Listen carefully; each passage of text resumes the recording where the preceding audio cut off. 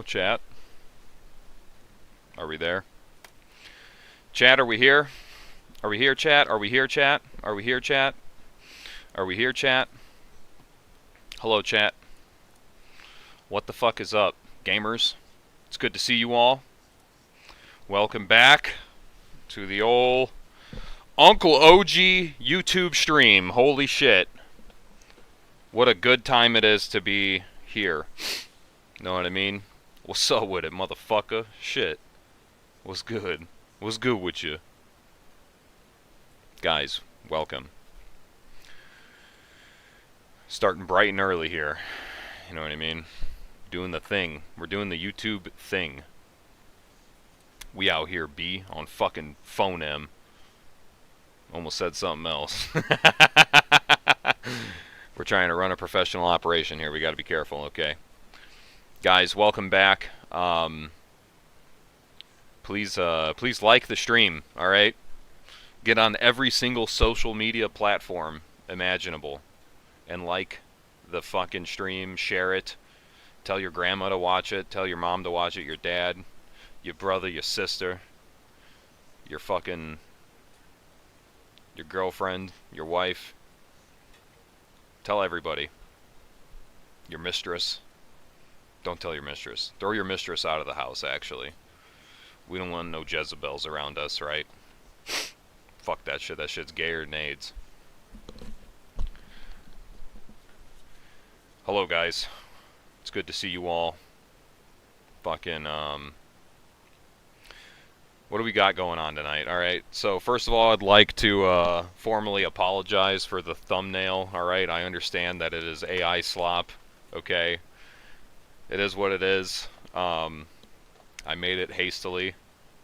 It cost 14 gallons to make that, 14 gallons of water to make that thumbnail. But nobody looks at thumbnails anyway, so who gives a shit? How many people we got here? 36 to start. All right, cool. We're on a strong start, guys. Fucking big news in the old fucking Uncle OG YouTube channel, man. We got fucking 5,000 subs. 5.21. That's 200 extra fucking subs. That is insane to me. Fellas. Fucking every single one of you here, alright? All of you watching. The guys watching the VODs more than likely. I know Replay Gang represent, alright? Replay Gang. Like a movie. Fucking dude. 5,000 subs, alright? I couldn't fathom that there would be 5,000 people, real motherfuckers, who would fuck with what I do here on this channel enough to stick around this long. It's been a little over a year, alright? I think I made my first video as Uncle OG in like November 24, I think, and then I didn't upload again until like January, so it was like about a year. But man, little over a year, dude, and we done made it. We done made it, and I could not have done it without you guys, honestly. So, thank you, and God bless all of you from the bottom of my heart. This is some real goon shit, all right, straight up. Steadily watching at the toilet at work. Good. Excellent. Numbers will come. Corvus, I hope so. But also at the same time, you know, it's like, I'm not too worried about it. I'd rather have fucking... Oh, shit. I'd rather have, you know, 4 nickels, or I'm sorry, 4 quarters than 100 pennies. You know what I mean? The guys, I mean, you guys... Y'all are loyal, and I appreciate that. I fuck with that heavy, alright? I make content for the same, like, 100 people, and then everybody else who watches, you know what I mean? But then those people come back, and I appreciate them. I appreciate everybody. I appreciate everybody that supports what goes on here. Whether you're a channel member, whether you're a fucking new subscriber, new viewer, you know what I'm saying? Whether you're a sponsor, shout out Omni, respectfully. Fucking dude, it's huge. It's huge. I appreciate everything that you guys do. Yeah. Here's a little here's a little thing for you guys. Since there's 50 people here now, question for you. All right, put it in the chat. Put it in the chat for me. How long have you been watching this channel? What was the first video you ever watched? I'm curious to know. I'm curious to see how long you guys have been around. Whether it was a video or a stream. And in the meantime, we got some donos here from Darkest343. I will welcome the AI overlords if they can convince BCM to make a Gen 1 DPMS upper. We'll see. We'll see. There might be a reason why that's no longer here. But Doomer John, $5, he says, "You're like the crazy Vietnam vet uncle I never really knew. Love you, Ong." Thank you, buddy. I appreciate that, and I appreciate you. On Phone M Grave. I really do. Thank you for the dono. Let's see here. Grantham recommended me this channel, no cap. No, he didn't. Stop. Welcome, Mr. Suds. Drunken Dragon, since the Whoopi episode. Dude! Who is that? Who is that? I gotta look at your channel. Are you somebody I know in person? No, dude, Sinclair. That's crazy, dude. Yeah, no, Sinclair, you have been around for a good fucking while. The Whoopi, that's ancient ball knowledge, man. Ancient fucking ball knowledge is the Whoopi video. I loved that. That was such a fun video to make. What else we got here? The Shelter vid. Ball, fucking another classic. What else we got here? First video a week or two ago about ballistics and barrel lengths. Sick. Yeah, that one was doing numbers. That is in line to be my next most popular video, next to the naked rifle video. Which let's see where that one's sitting at. Yeah, the barrel length's at 25K and naked rifles at 27. It's coming up. It's coming up, neck and neck. Let's see. I don't remember LOL. That's fine. What's important is that you're here now, Autistic Outlaw. 5 days ago is when I first saw this, man. The fucking best time to see me was yesterday. The second best time is today. Magdump. I've been watching OG videos since the dawn of time. You know, and that's why I know I fuck with you, Magdump. By the way, everybody go sub to Magdump Supreme's channel. All right. His shit is hella entertaining. Magdump, I was thinking about this. I was watching your video today on the I'm gonna fuck up the brand name. It's the 556 AK video that you did. I was thinking about your channel when I was watching it. I was like, dude, this is what GunTube should be. Fucking everything that you do on your channel is like peak fucking GunTube. Whenever I'm nostalgic about old GunTube videos, I think of channels like yours. I think of videos like yours. That's why I have such a deep appreciation for it. Never change, dude. Never change. Fucking and also PSA, everybody go fucking sub to his channel now. Right now, mandatory. What else we got? I started watching last week, and it was your barrel length video, and then it was the CQC. Very cool. Some good ones there. Where are we at? Oh, shit. Summer 2025. Very cool. Started watching your streams, and I saw you on Focus Trip. Ooh. Ball knowledge, again. Ball knowledge. I wasn't on a ton of Focus Trip streams, but the ones I was on was a good time. Speaking of streams with Focus Trip, I'm trying to get Tom Foe on the show. If you guys remember him, if you're familiar, if you watch any political videos on YouTube, you've probably seen his stuff lately. He's a cool dude, and I want to get him on the show as well. 6 months. Found you in oh yeah, Steadley, that's right. I remember you telling me about this. 6 months, found you in Tier Wannabes Unk vid making fun of you. Then you showed me a vid of him liking MLP vids on Instagram.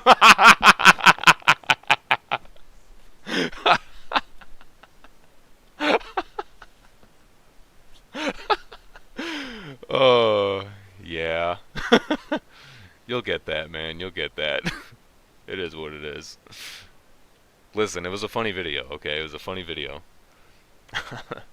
Naked Rifle was deaf the first, yeah. That's what's up, Kevo. Love to hear that. Quick deploy shelter, sick. First vid, what? I was in a femboy server and I got recommended this server. Fuck off. Harvested. Listen, don't spoil it yet, alright? We're working on it. I do have a VA meeting this Friday, so hopefully I get an upgrade. I don't know if it'll be 100%, but hopefully I get something. But, dude, that's funny. That's real ball knowledge. Alright? Because I talked about that so fucking long ago in the streams. And, like, trust me, like, a lot of people, generally speaking, don't watch the streams compared to the videos. Which is fine.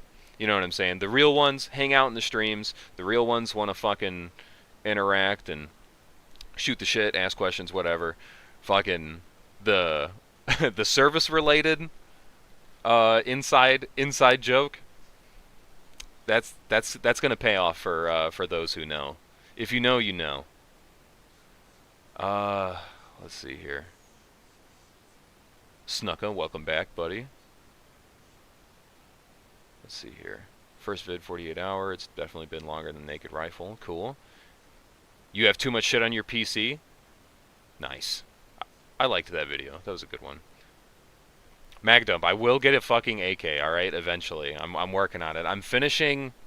I can't show it on the stream right now, but I'm finishing a BCM build right now. I'm waiting on an ACOG to come in the mail, and couple other things, small stuff.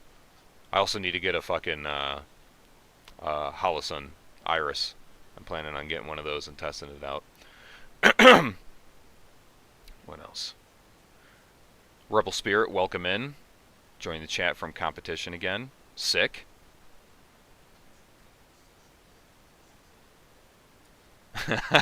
Harvested. I will win it, Unk. The VA benefit Benelli? Yeah, that's right. That's the fucking goal, man. No, I'm not getting the TA-51. I'm getting the, what the fuck is it? Which one is it? It might be the TA-51. It's the 3.5 one. I don't know what the model is. The TA-11. That's what it is. It is the TA-11. Or no, that's the fiber optic one. Unless there's a different one. It's the fucking battery power one. Whatever. All right, I don't have the shit memorized. Smith and Wesson got me moving like an invasive species type shit. TA02. Yeah, close enough. I'm getting the one. It's the fucking 3.5 power battery one. So that's where we're waiting on. We're gonna get that. I'm probably gonna get a Holosun EPS for a backup dot. And then that motherfucking rifle is done. And then it's done, bro. And it's going to be so gas. And I'm going to make a video on it. Eventually. Once I do some testing and stuff. It's not going to be a product review. It's more of a philosophy thing. Like usual. I don't really do product reviews, okay? I think there's kind of plenty of those out there. I do have some reviews planned for some things that are just... there's like no reviews of, you know. If there's no reviews of it and I find it interesting and I want to test it out, I'll do a review on it. But it's not really my forte. I exist in a different biological niche. So anyway, fucking there's something I wanted to do before we get into the topic of the stream. Also, two things. Okay, one, there's like a fucking massive storm passing over my house here soon, and if my stream cuts out, it's because I've probably lost power, or the Wi-Fi cut out. So if that happens, you know why. Um, yeah. If it, I can't. Damn, Jackie, I can't control the weather. So I'm sorry if that fucking happens. Otherwise, the show will go on. Fucking, and then the second thing is I'm probably not going to stream super late tonight because I'm planning on filming, and I want to try and get a video out by tomorrow. Um, I have discovered the secret sauce when it comes to filming and editing, and so the ideas that are in my brain can come out and be on your computer at a much fucking faster rate. So be excited for that, because now I can actually make fucking videos faster than 1 month at a time. Art, you're not wrong. My God. Okay. Yeah, Harvest. The fucking mags are really expensive, which sucks. But if that's the only shortcoming, it is what it is. When it comes to what's it called? Pistols and stuff like that, I'm really not like one of the guys that stacks 1,000 fucking magazines. I'll literally have as many as I use. You know what I mean? Like, I don't. With Glocks it was different because the PMags were super cheap and OEM mags were on sale all the time. But for everything else, it's just like I have, you know, a couple mags for carry, you know, a couple, like, as many as I have pouches on my kit, and what I carry is what I buy. I don't really have surplus because I'm not shooting a fucking shit ton of pistol like that. You know what I mean? Phil Kucherful, $5. He says, you need to use that check to build out an IAR. Oh my God, dude. It's the only way to achieve enough volume of fire for the underpowered 5.56 to have any effect. Dude, you are so right. You know, you are so fucking right. Alright. Anyway, so yeah, that's the layout for tonight. Fucking up front, not gonna stream all night because might get my power knocked out, but also planning on filming tonight and having a video out tomorrow, Thursday at the latest. Yeah, we're gonna talk about hot takes, but first, the call is open to some of the other Goonsday preppers if they want to show up whenever they're ready. So you can expect Protraban might show up. He's uploading a video right now. Gwatt said he'd probably show up. Bones would probably show up. Bucky would probably show up. So we might have a full house tonight. We'll see. Like I said, the door is open. So let's see what we're working with. But first things first. Okay. We're gonna do a pedigree check, chat. Okay. There. Speak of the devil. Speak of the fucking devil. Speak of the king. Actually. What's up? Protraban. What's up? What's up, my sicko? What's going on? What is popping? I gotta turn you up in the booth a little bit. A little quiet there. There we go. Perfect. Well, I just wanted to pop in for the goons and say, I'll keep it real. All my kings, they keep it hanging low and slow. You know what I mean? They keep that shit swanging, cuh. On fucking phone him. You know, we keep it locked down, and you know that's just what it is for all my siggas in the chat.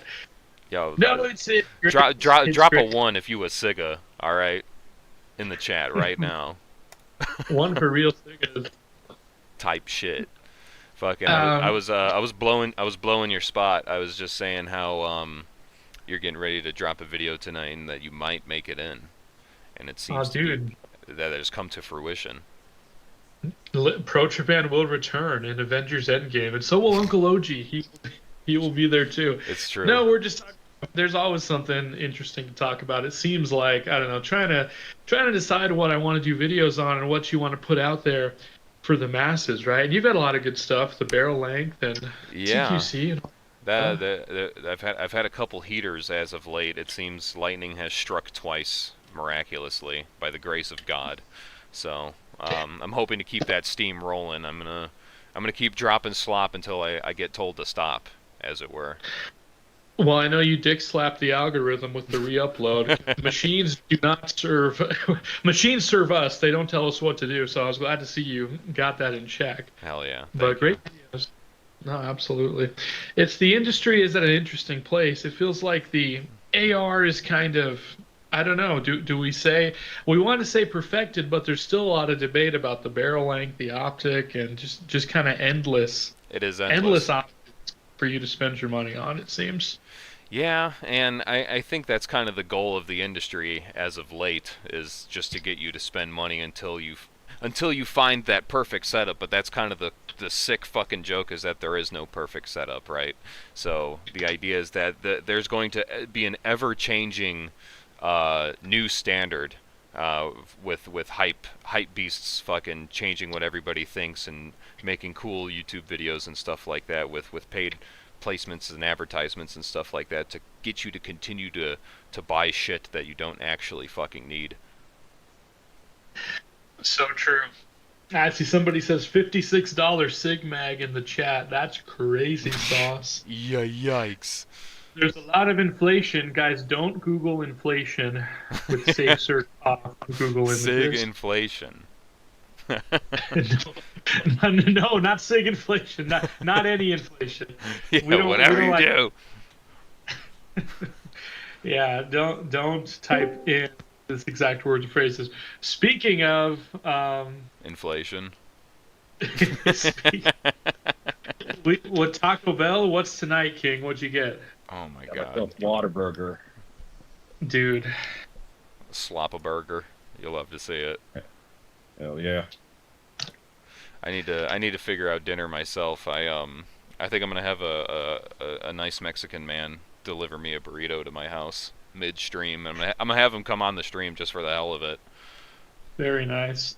Request female, a request Indian specifically denied. You Not request gonna. Chinese food and then like bring your cat on the stream. See what Yeah. happens. Like, what do you think about this? Does this make you hungry? Yeah. The Monterey melt. The Monterey melt. What is included in the mole Monterey melt? I've only had Whataburger like one fucking time. That's actually a pretty big ass burger right over here. That's quite large. Yeah, double cheeseburger with some sort of like Southwest sauce and some peppers and grilled onions and some cheese. Why the Like fuck? literally, like this is like how big it is with my head. Not entirely sure why, but my widgets are not working. But I do have a couple donations here. Fucking Darkus 343 for $2 says, "I'm a Glock sucker. I ain't no Siga." Incredible. And then he pressed post. Compelling stuff. Fucking Darkest, thank you very much for that. And then Let's Omni continue. Byron for $5 says, "Yes, paid sponsors are evil. Indeed, they are. Whatever you do, do not fucking support sponsors in any way, shape, or form, especially Omni Byron, especially Omni Provisions. All right, whatever you do, do not Google Omni Provisions. It's not safe for work. You won't find any good deals or anything like that. You won't. It's not beneficial to your health in any way, shape, or form." Let's take a big bite out of this product. Yes, indeed. Let's see what the Zog has to offer. Actually, pretty good. Hell yeah, gamer moment. Bucky, how old are you? Can I ask? As he goes on mute. Old enough to buy booze with a fake ID. Okay, I wouldn't. Well, I wouldn't think you'd get carded because of the hairline. Yeah, you'll get that. I'm Strelok Maxon.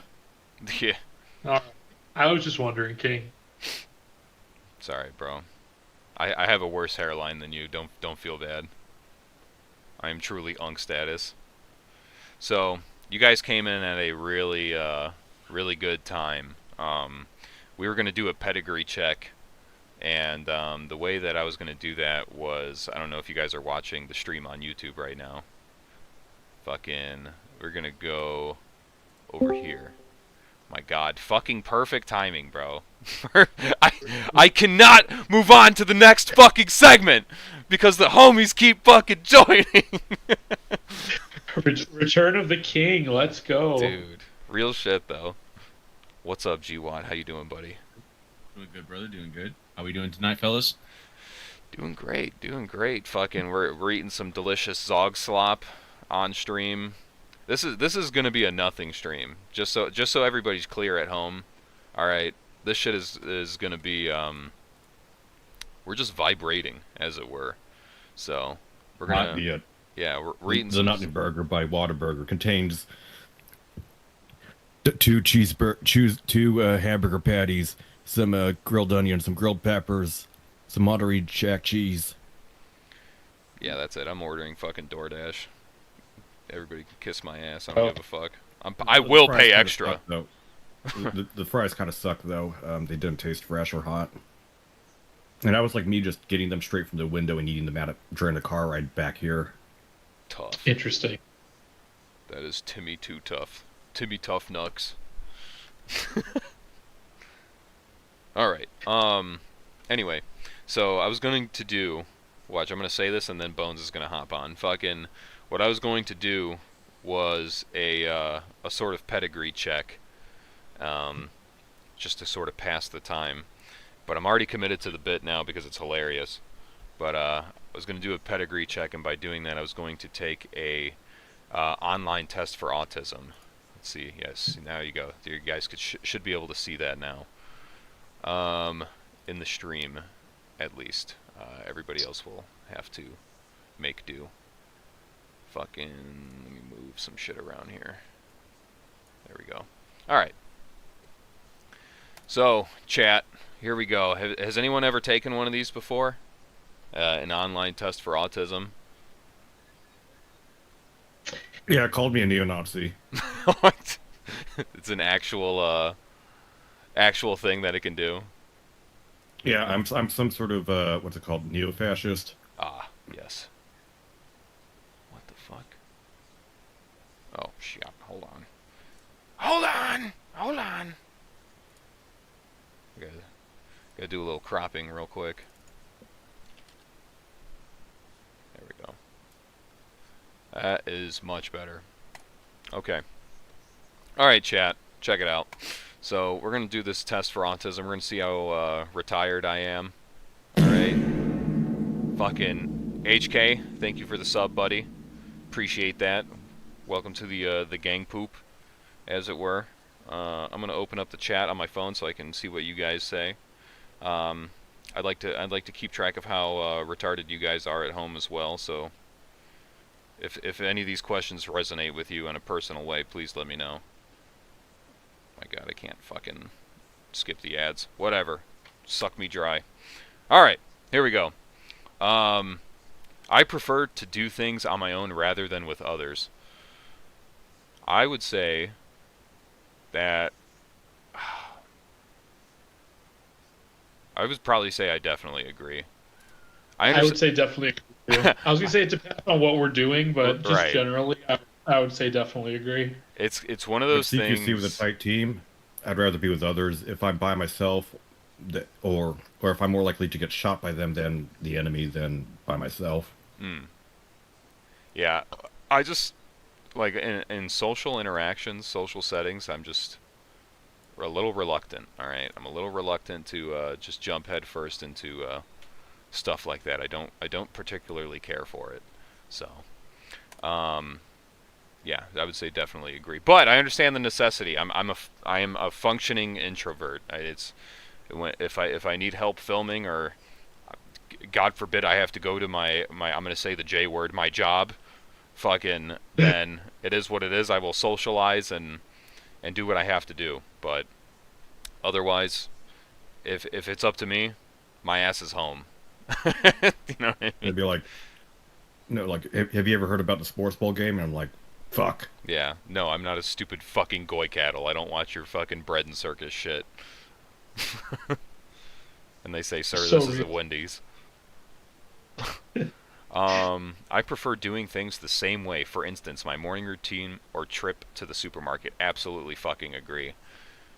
Listen, don't fuck with my schedule, okay? Or just my wife makes fun of me because whenever we go out to eat, this is probably going to show my ass immediately, but whenever we go out to eat, I eat like, you know how you get a plate of food and you have like fucking, you know, the main course like a steak, and then you have like baked potato, and then maybe some mixed vegetables and your drink and all that bullshit. I will literally like systematically go through my plate of food and be like, eat all of the potatoes, eat all of the mixed vegetables, eat all of the steak, drink all of the drink, and I don't mix the two. I find, This is so real, King, because I'm the exact same way. If we go oh out to eat, yes, dude. Yes, I'm I will do vindicated. the same approach. I will make fun of my female partner for trying different things on the menu Uh-huh. because I get the same thing. So you know what you're going to get. You know it's going to be good. She tries different stuff. Sometimes it's slop. I'm like, well, that's what you get for trying different things. You Yep. gotta Yep. stick to the good ones. I like what I like and I know what I know. Oh my god. Can't let them touch either. Yeah, very true. Very true. Don't gotta keep them segregated. Uh I can see how this test is going. This test is going very much a certain way. for fucking Ready. three questions in. Yeah. I find myself becoming strongly absorbed in something, even obsessional. Yeah, that's obvious. That's Yeah, obvious. I Yeah. definitely agree. No Yeah. shit. I am very sensitive to noise and will wear earplugs or cover my ears in certain situations. Not really, but I also have like massive hearing loss. So I don't I know. can't stand being around people who have their smoke detector alarms go off every Yeah. 30 seconds. Yeah. Especially, So especially. the one thing that makes me answer yes to that is my daughters are in like Pee Wee level cheerleading or whatever, Mhm. and so every year there's a cheerleading competition, and then so classic like cheer, they're like, which did the best? This team scream, this team scream. Anyways, the whole competition is like fucking chaos, and I guess I'm fucked up. I don't know because I go there. I'm like earplugs, muffs. I'm Hell like stressed yeah, out, dude. pissed off. Everybody else is like, "This is fun." I'm Oh like, yeah. dude, this is fucking hell. There's certain noises like that do where I'm just like, stop. You know what I mean? Like, don't Yeah, fucking do yes. that. So it's selective. It's selective. It's not like, you know, like, oh my god, loud noise, make it stop. Like, it ain't like that. So we'll just say slightly agree to that. Some people say I am being rude even though I think I'm being polite. This is very fucking true for me. Yeah. Dude, like relentlessly. People think I'm like a fucking scumbag whenever I'm like trying to talk to them normally and I'm not like joking around or something. So they'll just be like, dude, are you just like not interested? Like, do you want to go home? And I'm just like, I'm having a great time. I don't know what you're talking about. Like, Yeah, I can see where this test is going. Let's continue. uh, I find it easy to imagine what characters from a book might look like. What, like having an active, normal imagination? Yeah, I definitely do. Yeah, Like no shit. rotating the apple. Yeah, I can Yeah. fucking I- rotate the N word in my head and make it fucking explode right now if I I wanted can to. make the apple. I can make the apple raw. And I can make the apple like go inside out. Seriously, turn in on itself. Make that hoe sit and spin. Yeah, exactly. I find it easy to talk in groups of people. Um, Yeah. yeah, I Yeah, it guess. depends. I mean, I It don't depends, mind, you know. yeah. This is so open-ended. I mean, like, do I know these people? That's a big thing. Do I fuck with How these easily people? offended are these people? Right, yeah. Yeah, I'm not giving a speech at the supermarket checkout line, but Type it's shit. like if you gotta, you know. Yeah, no, I'm not trying to stand up in the bleachers and try and hype the team up, you know what I mean? Like, it ain't like that. Guys, if we I really would say try, we could win.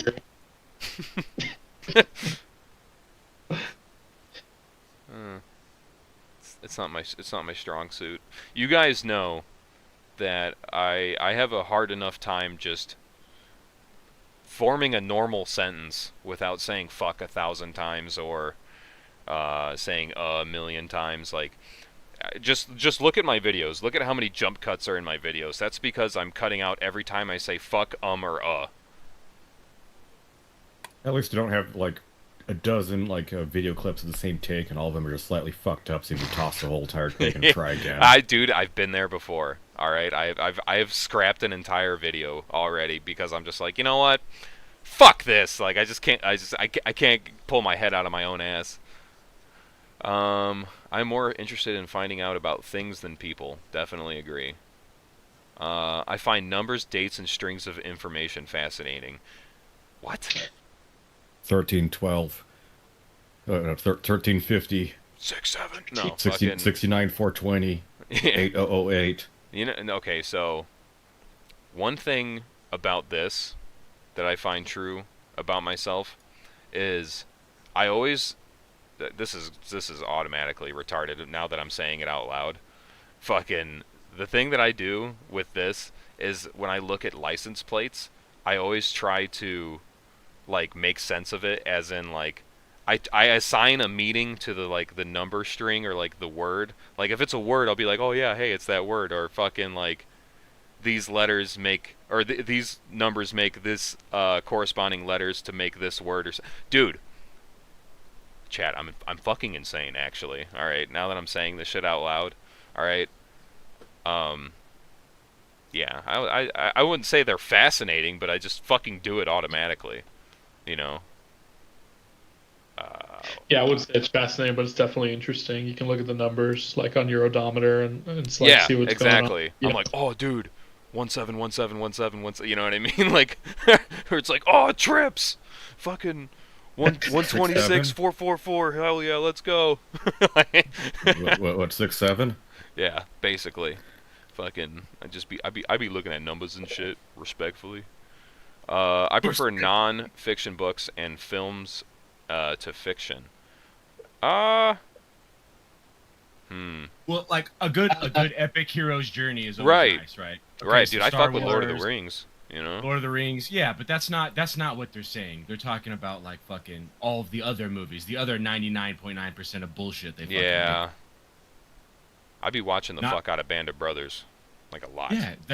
Yeah. I mean, that's like not complete fiction.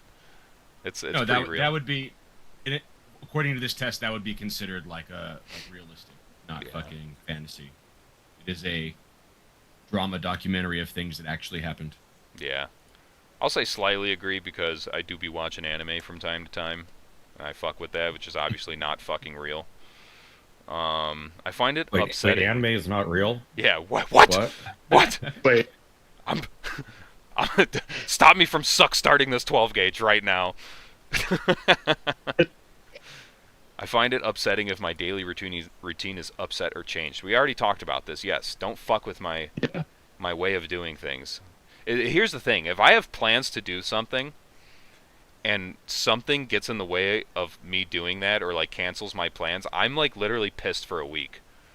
Like it fucks my entire flow up for multiple days.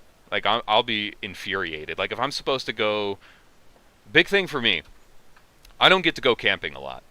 I try to go camping fucking as much as possible because I cherish it. But however, I'm a family man. I have shit to do. You know what I mean? Shit comes up. All right? Something comes up and takes that away from me. I am stinky sour poo-poo butt for fucking ever. For like a fucking week, dude. I'm pissed until the next time I go. And then I'm reset. It's so true. Now it depends what the interruption was for. Like if something fun happens, but you know, who am I kidding? It's never something fun. It's always some bullshit. Oh, you said that we can't go camping. We have to go to my coworker's wedding. I'm gonna blow my head off, like right now. Just so you know, it's your fault. Yeah, you're gonna fucking watch. Oh my god. It's difficult for me to understand other people's facial expression and body language. There's nah. I would say no. I would say no. Yeah, I could look at people and just be like, "You're pissed, aren't you?" Or like, "You're fucking, you're really uncomfortable right now, aren't you?" You know. So I would say disagree. I mean, some. But that being said, this has led me to misread people. You know, where I don't know, I look too deeply into it or something. I don't know. We'll say disagree though. Either way. I don't have any problem making small talk with new people. Absolutely disagree with that. If you ain't got something interesting to say, don't fucking talk to me. I fucking hate small talk. Do not Yeah, do tell small me about the weather. I'm gonna fucking pluck your eyes out. talk. Is it sunny outside? Yeah. Really? Whoa! No shit! I also looked at my phone 5 minutes ago. That's so fucking cool. Oh god. Yeah. Don't talk. Don't talk to me. Some people like I try and say something I think it's like awkward small talk. I'm like, hey, don't walk down a sidewalk. There's an active crime scene going on. And police don't want people down there. They just ignore me. It's like, okay, never mind. I notice very small changes in a person's appearance. Yeah, I would say so. Like, Gwatt, your mustache is longer, even though you're like a 2x2 inch square on my screen right now. I can tell you got kind of the handlebar shit going on. Shaved in a while. Immediately noticeable. So, yeah, I would say agree. When I was young, I used to play lots of Let's Pretend or imaginary games. By myself. So, sure. I like collecting information about things I'm interested in. Obviously, no shit. I like meeting new people. Ugh. Triggering. I don't know. They might be an informant. Yeah, they might be a Mossad agent. I don't know. Fucking even if it's like people that are in the same sphere as me, I'm just like, oh fuck, I don't know. You know, I don't know how to frame this in such a way that, how do I let this grow organically and how do I get there immediately? is the question on my mind every time I meet somebody new. Like the most successful would be going like a friend of a friend, or I know him because someone vouched for him, or I mean, something like that. Dude, even then it's just like I'm like clinging on to that mutual person, like, help me. Yeah, would you rather blow your head off or hang out with a random gun tuber for 24 hours? One that I don't know. The former seems pretty tempting. Yeah. I'm meeting a bunch of them. Like I said, already. I'm functioning, so I wouldn't say I don't like it, but I'll do it. So Yeah. I will say slight disagree. Yeah, especially if they're talking about how like their what's the Sonora Desert Institute sponsorship is pretty kick-ass, and they know everything about CQC, and you got to get a Palmetto State Armory 13.7 with a quad rail and a front side post. I'm like, fucking end me. I gotta go. People close to me say I talk about the same things repeatedly. Absolutely true. Absolutely true. I would hate to be my wife. She's so sick of me. They think this, but there's actually slight nuance to each variation. They just don't understand. They don't get it, dude. They don't get it. Honestly, if I keep saying the same fucking vocal stim from the funny meme I saw on Instagram last night over and over again, they might find it just as funny as I find it.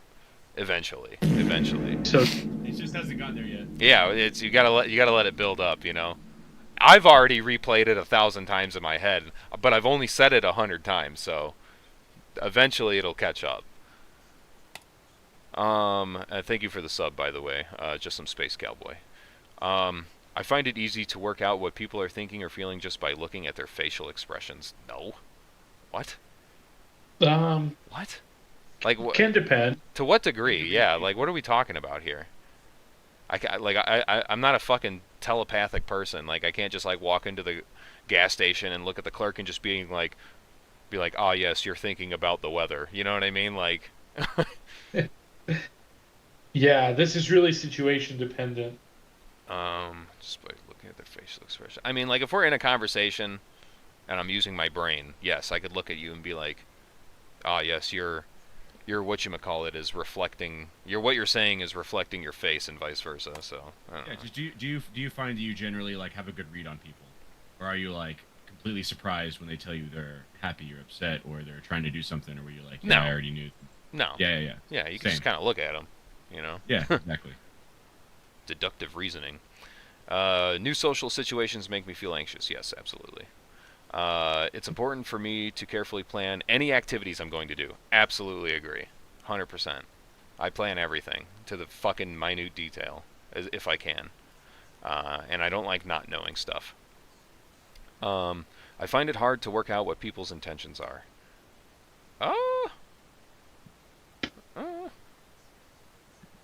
No, I have assumptions. Usually, I have assumptions. I have a gut Usually, they're feeling that gang someone's- stalking me. I have assumptions that someone is a scumbag, and then like they say like, "Oh, what's the evidence?" And then like 9 months later, like they end Yeah. up doing something really, really Right? bad. Yeah, that's what I'm saying. It's like I that's what I'm saying. I can get a read on people, generally speaking. I'm just like, yeah, this guy kind of sucks. I don't know. So no, I'd say I disagree on that. Sometimes you have the instinct, then it comes out that like they're a shitbag or whatever. Right. You know what? Clock that guy. Type shit. I would find it really hard to play imaginary games with children. What the fuck? Like as an adult? No. I mean, I would say yes because I just think it would be cringe for me to do it. Like I'm like thinking of myself doing it. Like, if you're with somebody's kid or like a relative, I think that's. I don't know if they want you just going up to the park and playing with kids. Yeah, I mean, right. Type shit. That probably is a question for if you have kids, and I would say me personally, I do struggle with that. It's hard for me to me too. like, really get on their level. I try, but it's not natural. It's beyond me now. It's lost the time. I've lost my childlike wonder. Yeah. It's been stripped from me thoroughly. I am a good diplomat and can help ease difficult social or work situations. I don't fucking depends know. if it's in my interest or not. Yeah, is it in my interest? Is it something I have any fucking grounds of knowing or speaking on? Fucking no. Yeah, No. I mean, if bitches be fighting, you know, you don't want to. Yes, Yeah. I am detecting fat bitches fighting over food. I know exactly how to handle the situation. Darkest $5, he says, if you want to find weapons grade autism, just peek into the 3D2A space and bear witness. Duly noted. Duly noted. Thank you, brother. So diplomat, ease social, blah blah blah. No, I would say slightly disagree on that. I am often the last person to understand a joke. No, I wouldn't say often. No. This is just a straight out like, hey, No, are you because retarded question. Oftentimes in the room they're like offended, pissed off, and they don't realize it's a joke or satire or any sort of a drool. No, I'm pretty good at anything. Picking that up. You know, like when even if it's like a quick switch, like if you're like shit talking me and it's like clearly that you're joking, I understand that language. You know what I mean? So I would again disagree on that. I like doing things spontaneously. Absolutely not. No, I don't even impulse buy. It has to make it into my my what's it called, my Excel sheet and my notes, so I can compare and contrast fucking price points and attributes before I make a quote unquote impulse purchase. So yeah, no, we don't be spontaneously doing shit. If I am interrupted doing something, I find it hard to get back into doing what I was doing beforehand. I mean, semi. I mean, if it's just like a quick little, like, honey, where's the car keys? It's like, Yeah. okay. It's like, you bitch! You fucked me up! I'm so terrible with I don't that. like it when other people reorganize my things. Yeah, that's different, though. That's like fucking sabotage. You know what I mean? That's not an interruption. I can't get shit done until everybody goes to sleep in my house. That's when I can find God, it. I feel that. I feel that. True. Yeah, that's like filming for me is like, I don't even want like anybody in the house. I need fucking focus. You know what I mean? I notice patterns and things all the time. Absolutely. Just already talked Definitely about that. agree. I We have notice. some, what? Listen, we notice. Yeah. We be noticing. All right. We've been noticing patterns all the time. Hey, when crows do it, it's cute. But whenever I do it, people call me slurs in the YouTube comment section. Truly, the duality of man. I have some very strong interests in and get upset if I can't pursue them. Abso-fucking-lutely. Have to agree there. Abso-fucking-lutely. I can tell if someone I am talking to is getting bored. Again, absolutely. 100%. It's like, oh, you're fucking sick of this, aren't you? Yeah. Alright, let's see what we got here. Oh, God. Strong likelihood, it says. Your results suggest there are strong signs of autism in your responses today. This is only a short screening tool and it cannot give you a diagnosis, but it suggests blah, blah, blah. Yeah, okay. There you go, chat. Pedigree check. Let's go. We autistic as fuck, dude. We out here, retired, regarded. Yeah. Autism or emotional burnout, you decide. Yeah, you decide. Fucking 90 Private people autism here sat through that. Holy shit. Fucking guys, please like the stream. Thank you very much. Fucking. So now let's get on to the main topic. All right. Now we're moving on to some real slop. Now that we got our pedigree out of the way, we can focus on the main course, as it were, and we're going to talk about some industry hot takes. Okay. Some of these are personal. Some of them are, just need to die off in terms of ideas that I think we would generally agree on. But I have some points here, and I think we can kind of just go line by line and share our opinions on them, and probably argue about it, especially here in the chat. So I'm sure everybody's gonna. This first one I already know is gonna fucking ruffle some jimmies, but I don't care. I subscribe to this till the day I die. And that is, I think having 10 plus mags on your kit is ridiculous. I think it's totally fucking unnecessary. Like, I don't see the fucking reason for it. Like, where you're gonna burn through 10 mags in quick succession, where there is zero lull in the battle. One, if you're in a battle that long anyway, you gotta assume there's probably 10 mags of ammo coming at you, if not more. Also, you know what I'm saying? And yeah, it's just like, for mobility's sake and just real estate on your person, I don't fucking see the point in having 10 mags affixed to your chest. Like, throw some of that shit in a bag, bro. Yeah, okay, so there we go. So we're having like a weird argument. So it's just, there's a lot of reasons why you might need a neighbor. I would say about 10 mags is probably like a good unsupported standard loadout for a rifleman, and then like more than that you'd have to have some good reason for it, like whatever. The point would be you don't have support, so there is no ability for somebody to come bring you ammo, and then so if you have to like infill somewhere, and possibly you might have to not necessarily get in a gunfight where you like maneuver, but like you might get shot at, so you would need to suppress in order to like move past that point, get to your objective, do whatever it is you're doing there, which could include some gunfighting, and then have mags left over to stay in place and repel a counter assault while somebody else comes up to you. I'm not saying this is like hyper relevant for the 30-year-old Minuteman, but I'm just saying like in combat, this would be why you're like, I'm a rifleman and I'm taking 15 mags, right? 5 mags to get there, 5 mags to do the thing while I'm there, 5 mags in case I'm attacked afterwards, or whatever it is, right?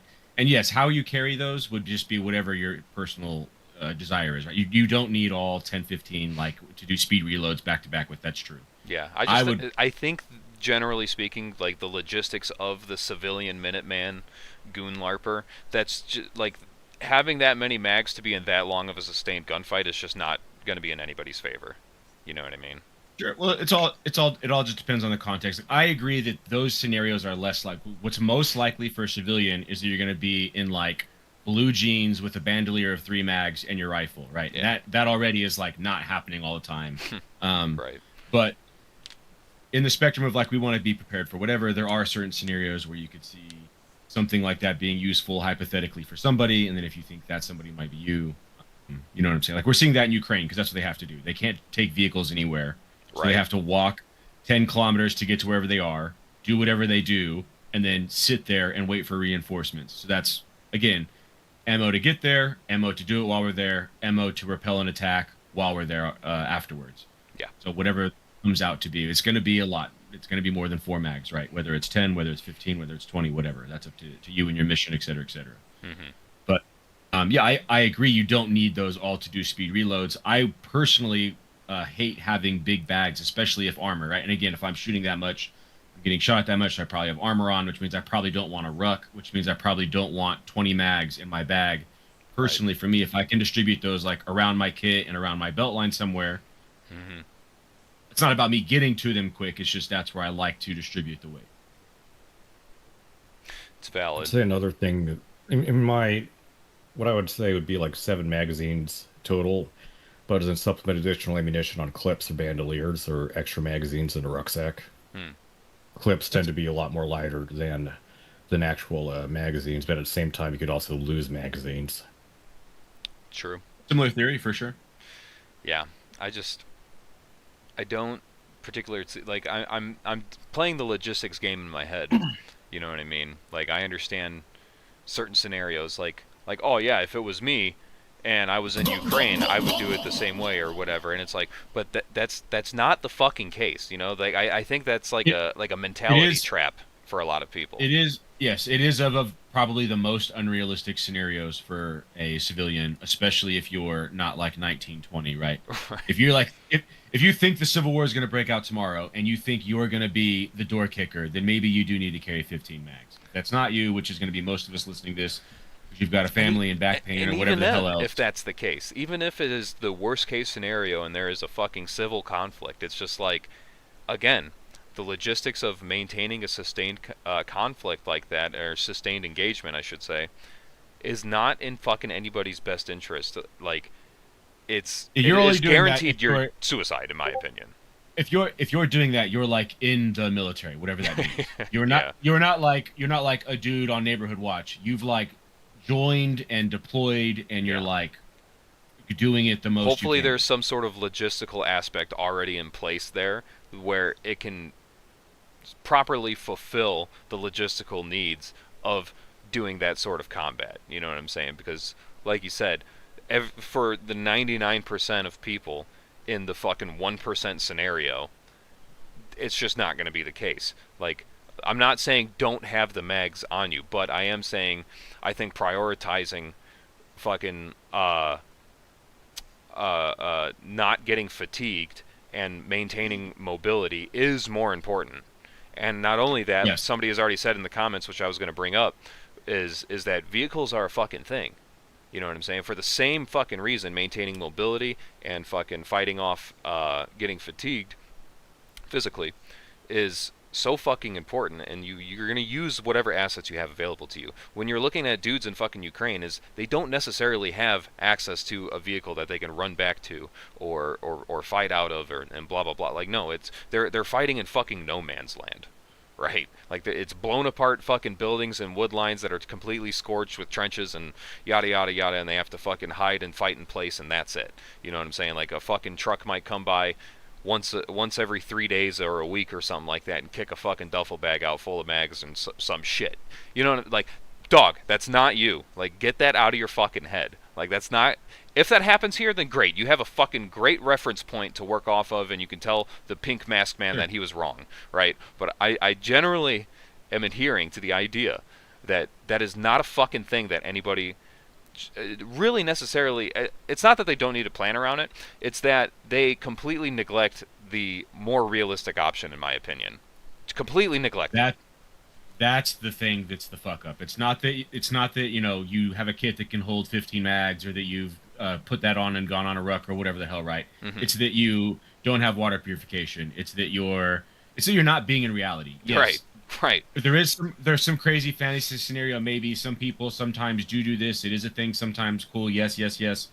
But what is, you know, of the list of things that's most likely to happen to you, that's very low. And so if you don't have your shit covered in all of the other ones, you shouldn't be worried about your 4 plates and your 15 mags and your ballistic helmet and all this other shit that's going to be like probably not used. Even if domestic conflict does break out, you're not going to be like wearing that stuff all the time, most likely. Absolutely. From like a civilian neighborhood watch, militia guy type situation.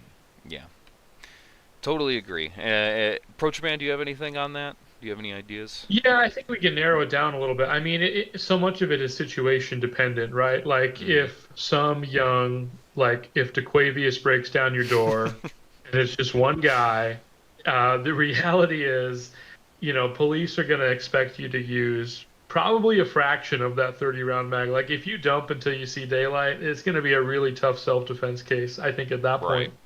point. Like the average civvy, yeah, I think three on a bandolier or something is all you need. But if you're standing around, sure. I think you should have places to store all those 10 mags if you're going to be like stationary and like not moving. But yeah, once you start moving around, you gotta account for every pound. And that's, I say, if stuff actually hits the fan, I think guys are going to be pulling stuff off their Yeah. rifles, Oh yeah. their kit really quick. Big time. That is it.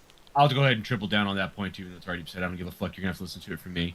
That is true. All these dudes that are running fucking 15 mags in Ukraine, they're in fucking shape. So if you're like worried about how do I get my plate carrier with level 4 plates and 29 mags on it, your fucking ass better be able to fucking put that on and go sprint a mile in it. If Facts. you can't, you have no fucking business planning to put it on because it's just gonna get you killed. Mm-hmm. Yep. No fucking doubt. No fucking doubt. Very cool. Yeah, it's I can already see the comments here. The chat, everybody's basically saying like, actually you're retarded. SV89 literally donated just to say, okay, bro, get whacked in the streets when you run out. Fucking LSW's biggest fucking defender, having 18 mags. Yeah, literally 18 mags on my shit. Fucking, who is this? There's one guy in here. I was laughing. He says, where the fuck is it? Oh my god, it's gonna bother me. Also, Phil Cruciferful said, yo, I went to Omni, and now a guy in the customer service chat is trying to sell me a mail order bride from Laos. OG, come get your boy. Great. Heyo. Hey, that's a hot commodity. All right, you should just be One stop thankful. shop. Yeah, type shit. You should just be thankful. No, somebody was in the chat basically saying like, yeah, 12 mags on my plate carrier, 40 mags on my belt, and then another 100 in the rucksack. It's like, yeah, like you get it, man. I carry a bunch of mags. To be fair, I definitely carry more than you would say. I guess that's amateur talk. You need a SUV, and then you need to tow a trailer. Inside a trailer would be a reloading press and a little oven powered by either gasoline or propane or by electricity or. That's not in my notes, but that is a fucking funny point. Is You that gotta fire have the kits tow and tactical focused rucksacks and assault packs actually fucking cracks me up. People that you have gotta- like pocket stoves and fucking dedicated, like, this is my fire kit, like, brother. There will be no fire. you are not allowed. there will be no such thing. And then they're just like, yeah, hey, by the way, my plate carrier is IR compliant and I have a thermal hood. Like, I'm gonna fucking beat you with a hammer. You dumb bastard. You got to tow away. You got to have like a towed, like modded out Dylan 750 XL with all the gadgets and attachments and everything like that for your ammo setup. I'm ordering a burrito. I'm doing it right now. I'm doing the bitch live on stream. I don't give a fuck. Okay. Black bean with beef. I'm doing steak Listen, and steak and everything else. Ammo is important. Carry ammo. Carry water. Yeah. Don't be a fat fuck. Don't be a gear bomb. Don't be fucking retarded. Truly. And Ukraine is not the future of all warfare, and that's not just because I'm a boomer from the Gwatt. Ukraine is Ukraine, and that there are some like drones. Drones are here to stay, right? Cool, for sure. That's what we can learn from Ukraine. But the Met TC of Ukraine, like literally go down by that, right? The mission, the enemy, the terrain, all this type of shit that they're having to deal with is specific in a lot of ways to that fight in that region. It's not going to apply here or most other places. So warfare will look a lot different moving forward than it does in Ukraine. Don't get overly wrapped up in exactly what they're doing step by step there. Indeed. Basically, Ukraine tards punching the air right now. because they cannot carry 18 mags in the Goon War. It's not permitted. 98 people watching, guys. We need to break 100, otherwise I will not be able to sleep tonight. But yeah, moving on to the next thing. Oh, here we go. Speed is security. Bringing up the thing I said in the last fucking video. Think you're a funny guy, huh? It's true in some cases, but it's not the gospel. 100 people watching. Let's go. Fucking finally. Anyway, so here's another one. Speaking of last video topic, this is something that I mentioned in the chest rig video, which YouTube so graciously fucking nuked off the face of the earth for no fucking reason whatsoever, other than to be a bunch of spineless pricks.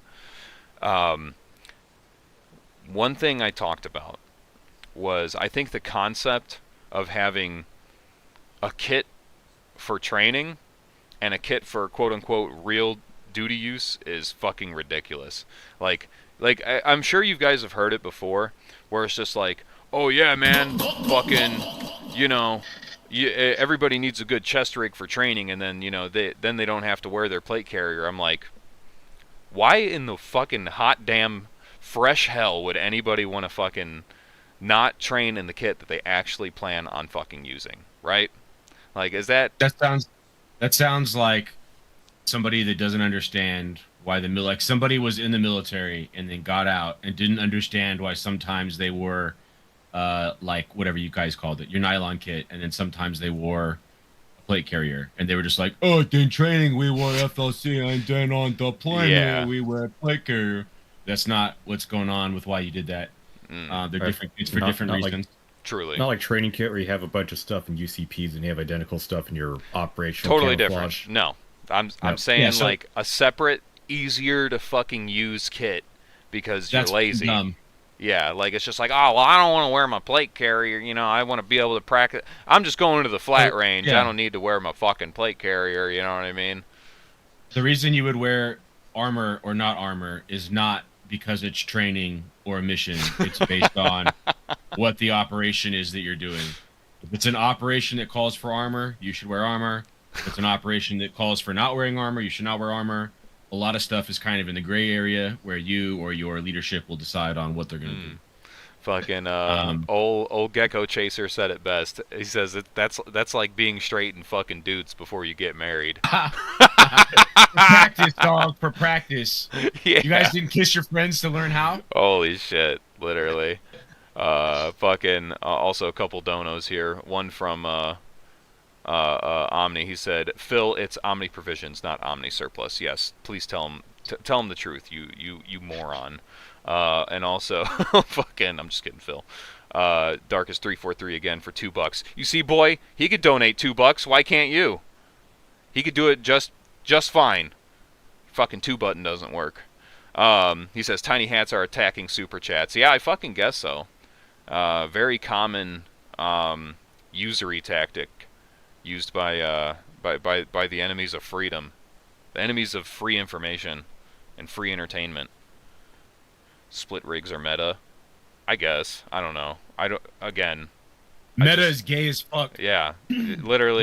There is no meta. There is no meta.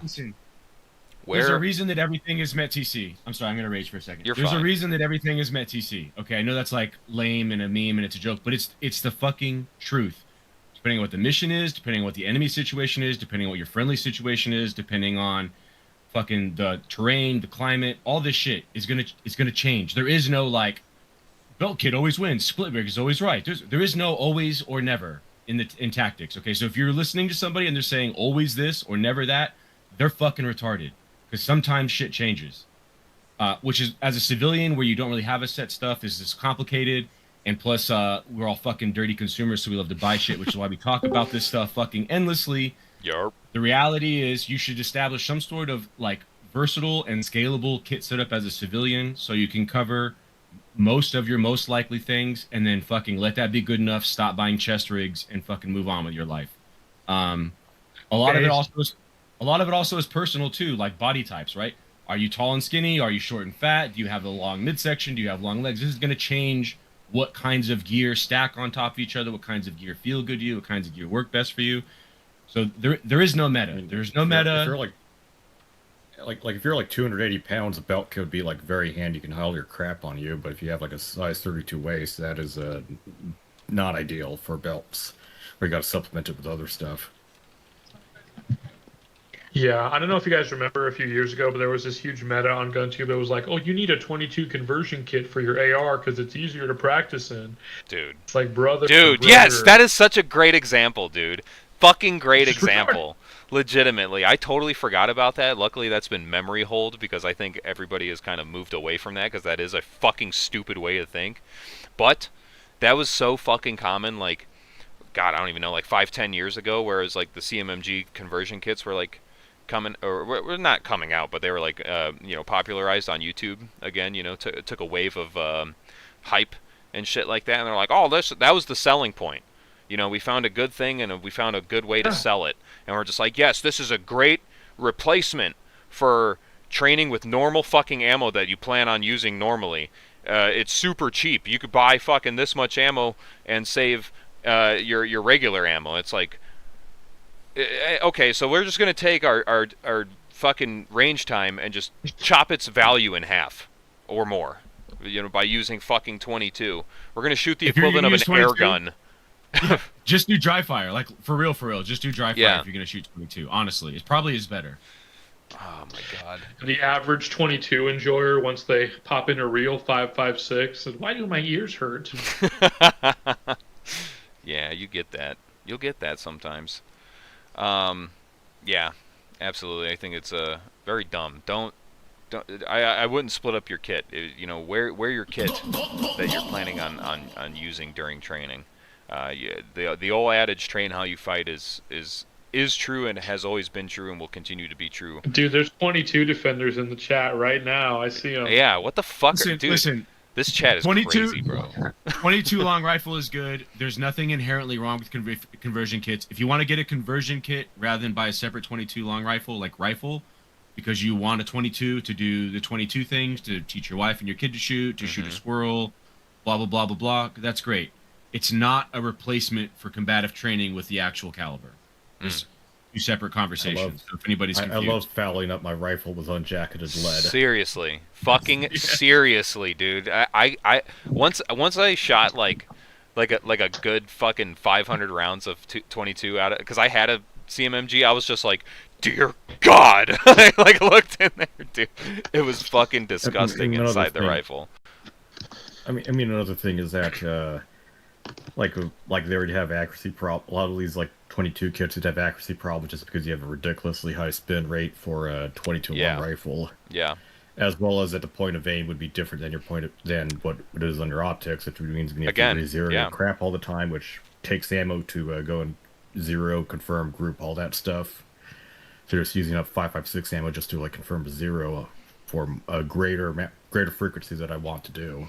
It's just you're just creating training scars. You know what I'm saying? Again, like Gwatt said, this isn't for this. If you're using it for the purpose of being I'm going to replace training on my rifle with a smaller caliber, fucking so that I don't have to shoot my regular ammo, you're going to fuck yourself in the long run. In my humble pink opinion, I think you're going to fuck yourself. Yeah, no one's hating on 22. Oh, hello, Bones. Bones is also here, guys. Say hi, Bones. Hello, Kings. I'm dropping in a little later. My apologies to disrupt the conversation. I'm happy to be here, though. I just wanted to add, to smite down all of the 22 conversion kit defenders, there's a homie of mine who has been in the training group for 3 years, and he has a 22 long rifle conversion kit for his AR, and he diamond hands the meta of it saves me money for training. And every time he goes out, it is the most unreliable piece of shit ever. And not even 2 hours into the course, he's like, nah, I'm just going to go back to 5.56. This doesn't work. Yeah, Bones is actually live from Iran right now. They don't want us to give away his location, but he's getting the pedigree. I can't wait to pedigree max and die for Israel. Baby, watch over me. Yeah, get out the whiteboard, do some knowledge dumps when you come back, okay? Bring back a baddie. Oh yes, yes. Well, apparently the pinnacle of GunTube right now is standing in front of the whiteboard, not alone, but with a homie to talk to. That is what all the masses they love. They want to see it. It's their favorite content to enjoy. I would agree. I would agree. The homies have been eating up the whiteboard videos. They love learning things and having stuff to conversate and argue about respectfully. Man, I love doing whiteboard videos when I have a wide training area with multiple personnel that can do the live fire demonstrations for me, or play as op or have blank fire ammunition or dummy guns available to me. I love making whiteboard videos. I fucking love it. It's not gay if the tips don't touch, guys.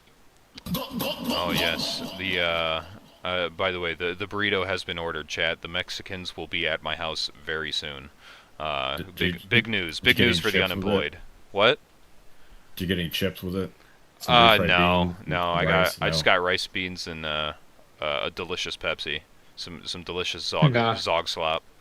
Did you tip the driver or no? I tipped I did tip the driver beforehand, which is risky business, but he is literally driving in a fucking thunderstorm right now. So he deserves it, man. He can have the $2.41. It's all right. It's like the SpongeBob episode where the guy where they send pizza to some dude and the dude's it's like, where's my drink? That isn't my soda. Yeah. Where's my drink? My Diet Dr. Kelp? Diet Dr. Kelp? Yeah. What am I gonna do without my drink? Hey, if you do ever order chips though with your burrito, we need a close mic. Oh, dude. Uncle OG crunching on that shit. I'm gonna use the burrito like a straw for the beans and rice. So it's gonna be fucking disgusting for everybody. But I got a couple donos here. Any of the void. He says for $5. The meta is what separates you from most. Oh my god, hold on. I'm having a fucking aneurysm. The meta is what separates you from the most money and gives my business more of your money. I'm being silly. Thank you for that, buddy. Silliness accepted.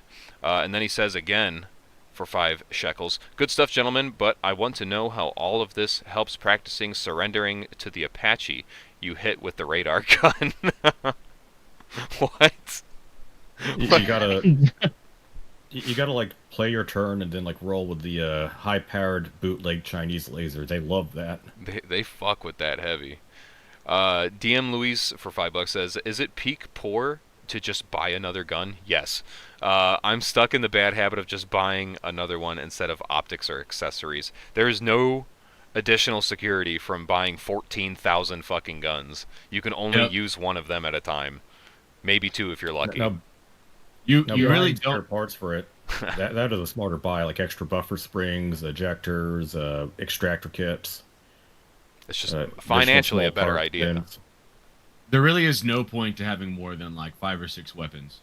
Truly, for practicality. Yeah, it's honestly if you're an enthusiast, that's different. But let's be honest, you know what I'm saying? A lot of people do this because they see a utility outside of being addicted. From a utility to shit. perspective, about 5, right? You need your handgun, you need your service rifle, your AR. You probably need a 12 gauge. You need a 22.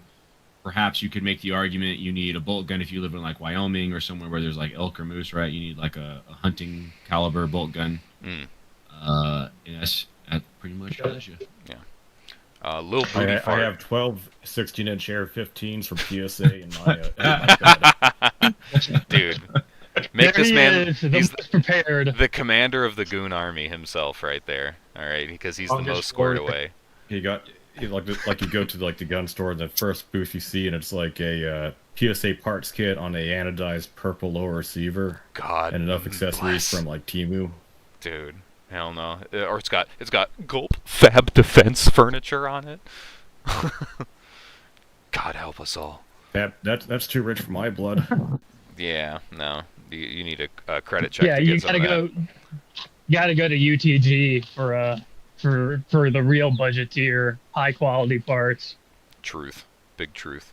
Lil Booty Fart for $2 says my loadout is an RPG and flip flops. Yes, jam sheet maxing. I love it. Real ones know. Combat. Yeah. And then SV89 for $2 says, BB will watch over you, Bones. We made sure of it. We? What is this we shit? Oh, do you not know? What is this we Do shit? you not know what he sent me? What? What Hold did he send on. you? Let me. You know, am I good to disclose the details?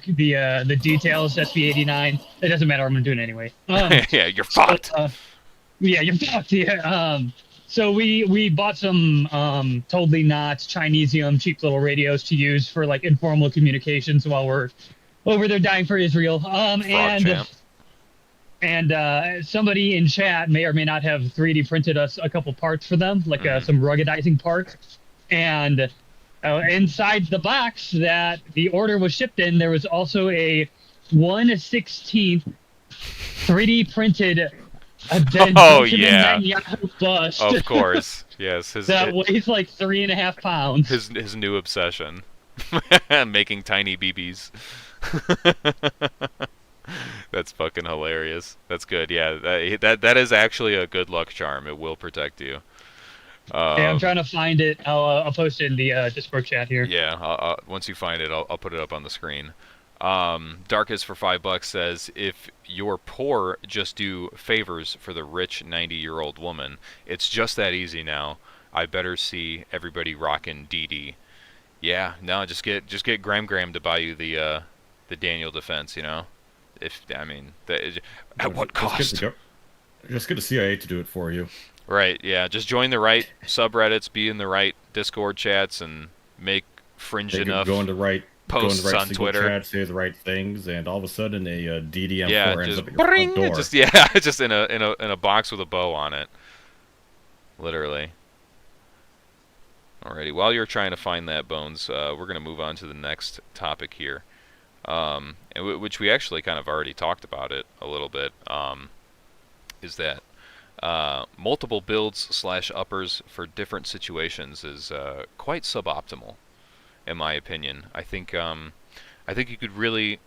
It is in everyone's best interest to find one rifle, one setup in particular, to learn how to maximize the effectiveness of that particular platform with that particular optic and that particular ammo in that particular kit. You know what I'm saying? Like you need to get extremely used to it. Gwatt, you can back me up on this, I know for sure, because we were just talking about it.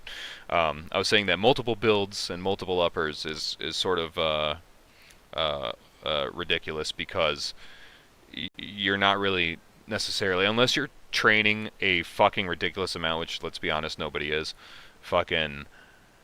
you're sort of short stroking your training effectiveness by splitting it up between multiple different rifle builds. And instead of just being extremely proficient in one build, like say, oh yes, you're 16 with a fucking, LPVO, because that's just what everybody fucking likes for some reason. Different hot take, but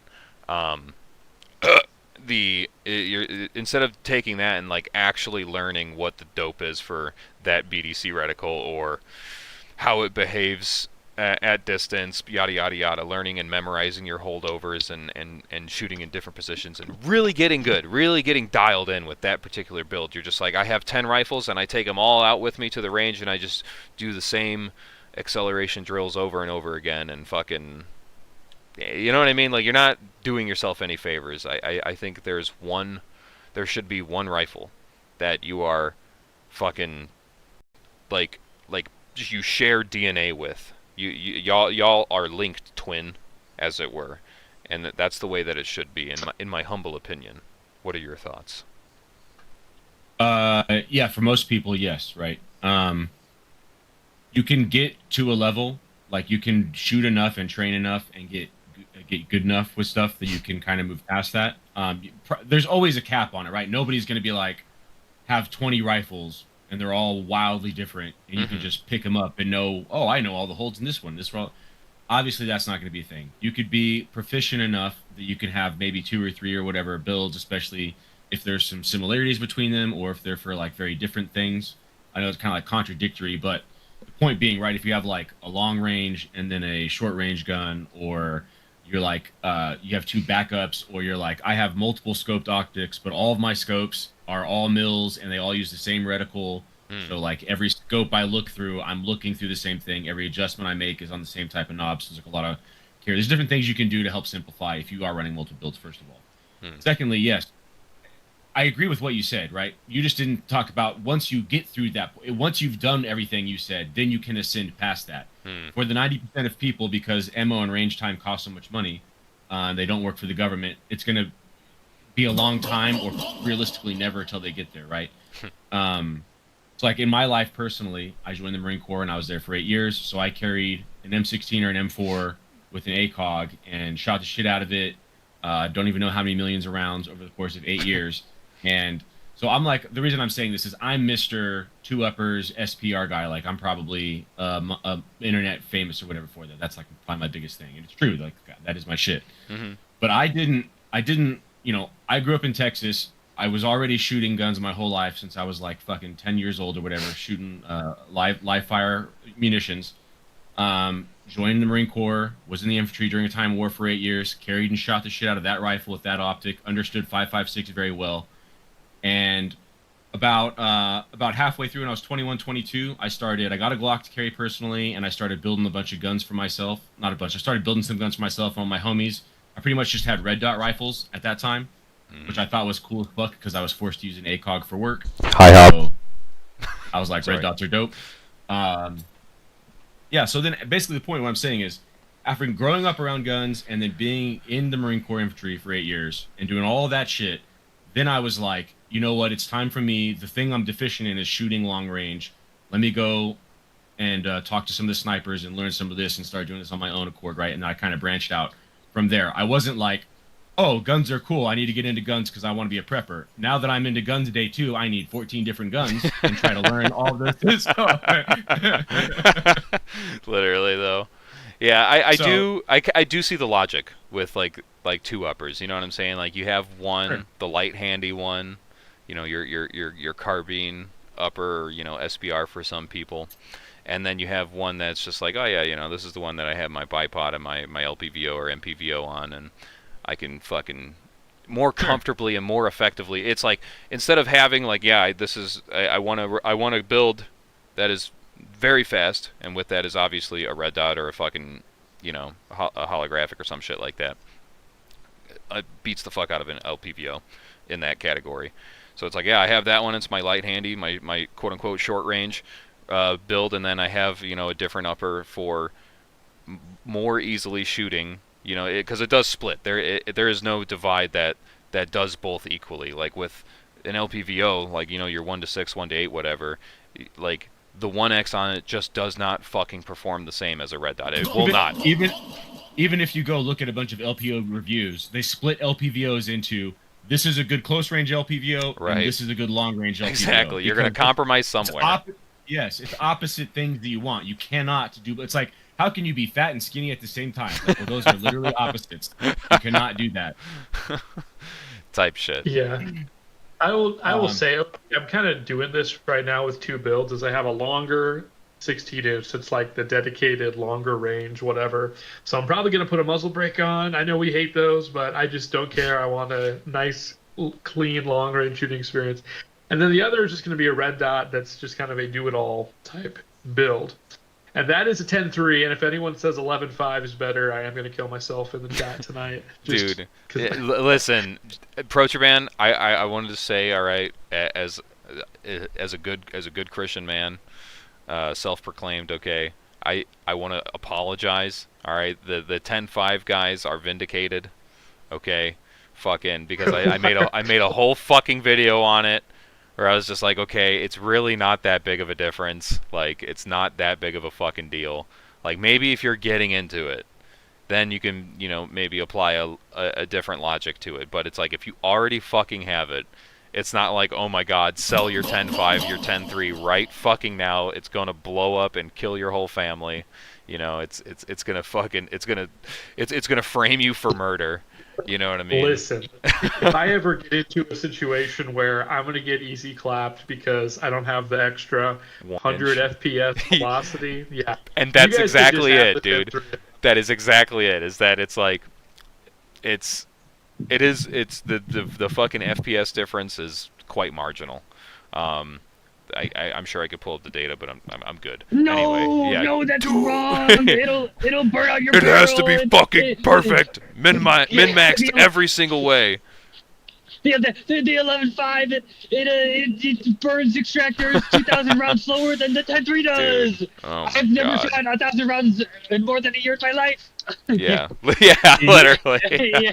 I mean, like once you, I mean, once Actually, you already, I was going to say, like once you have a decent enough rifle already, it doesn't hurt to have an additional redundant rifle in case the first one goes down, or like you lose your zero, or there's something catastrophically wrong with it. It needs to be like have a major rehaul, like a rebarreling, a new bolt carrier group.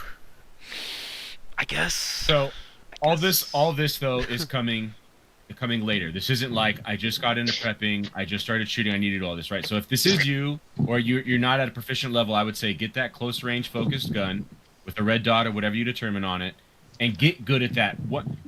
Run exclusively that gun until you've reached the maximum limitations of that gun, right? Once you can do all the flat range, mag reloads, burn it down, and then you take your red dot out to the long range and you're bringing targets at 300, 400 yards, and you're like, man, I just can't quite get the 500-600 yard targets because I'm using my red dot 11.5-inch gun. Okay, now maybe we're at a place where if and when you have the money, you can think about building out a second, more long-range focused upper or whatever.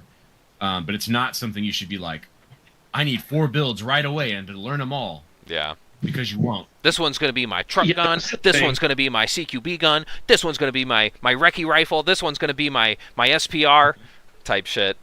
Yeah. Yep. Big yikes. I will say, barrel too. I will say, OG, if you're going to continue to live in my walls, you're going to need to start paying rent. Very frustrating that you keep saying the shit that I'm gonna say at some point. I'm just gonna I'm just gonna ask the question and shut the fuck up then. No, it's stuff that like this is shit that I've like as I've been being chilling here the past like couple months, like stuff I want to do videos on that I haven't really had the opportunity to. Yeah. But to get to the point, right? Like I think most people you're gonna be best served with a 14.5, 216-inch rifle for your general. Like I'm getting into guns, learning how to shoot and all that. That's going to be by and large 90% what everybody's good with. If you live somewhere where it's like super vast open spaces and you have way more opportunities to shoot far than you do close, then I can see you starting with an SPR type 16, 18, 20-inch gun, and then you get a simple 10.5, 10.3, 11.5 with a red dot for home defense because you're like, well, this thing sucks to use inside and I need a home defense gun. They're like, yeah, I could see it. In certain situations, I could see that being your starting point, right? Like you want to shoot far, you want to be able to hunt, whatever, and then you're like, well, now I need my home defense gun. So yeah, go off, Queen. But I think that's a very small amount of people in the grand scheme of things. Indeed. Well said. Well said. You have such a way with words, Bones. This is the same vibes, OG, as like the guys that are saying like I need a 1 MOA barrel. It's like, well, brother, first of all, are you a 1 MOA man? Are you using 1 MOA ammo? Like, yeah, or that, yeah. Yeah. So you should outgrow the gun. I think that's something that we should preach more of on the tube.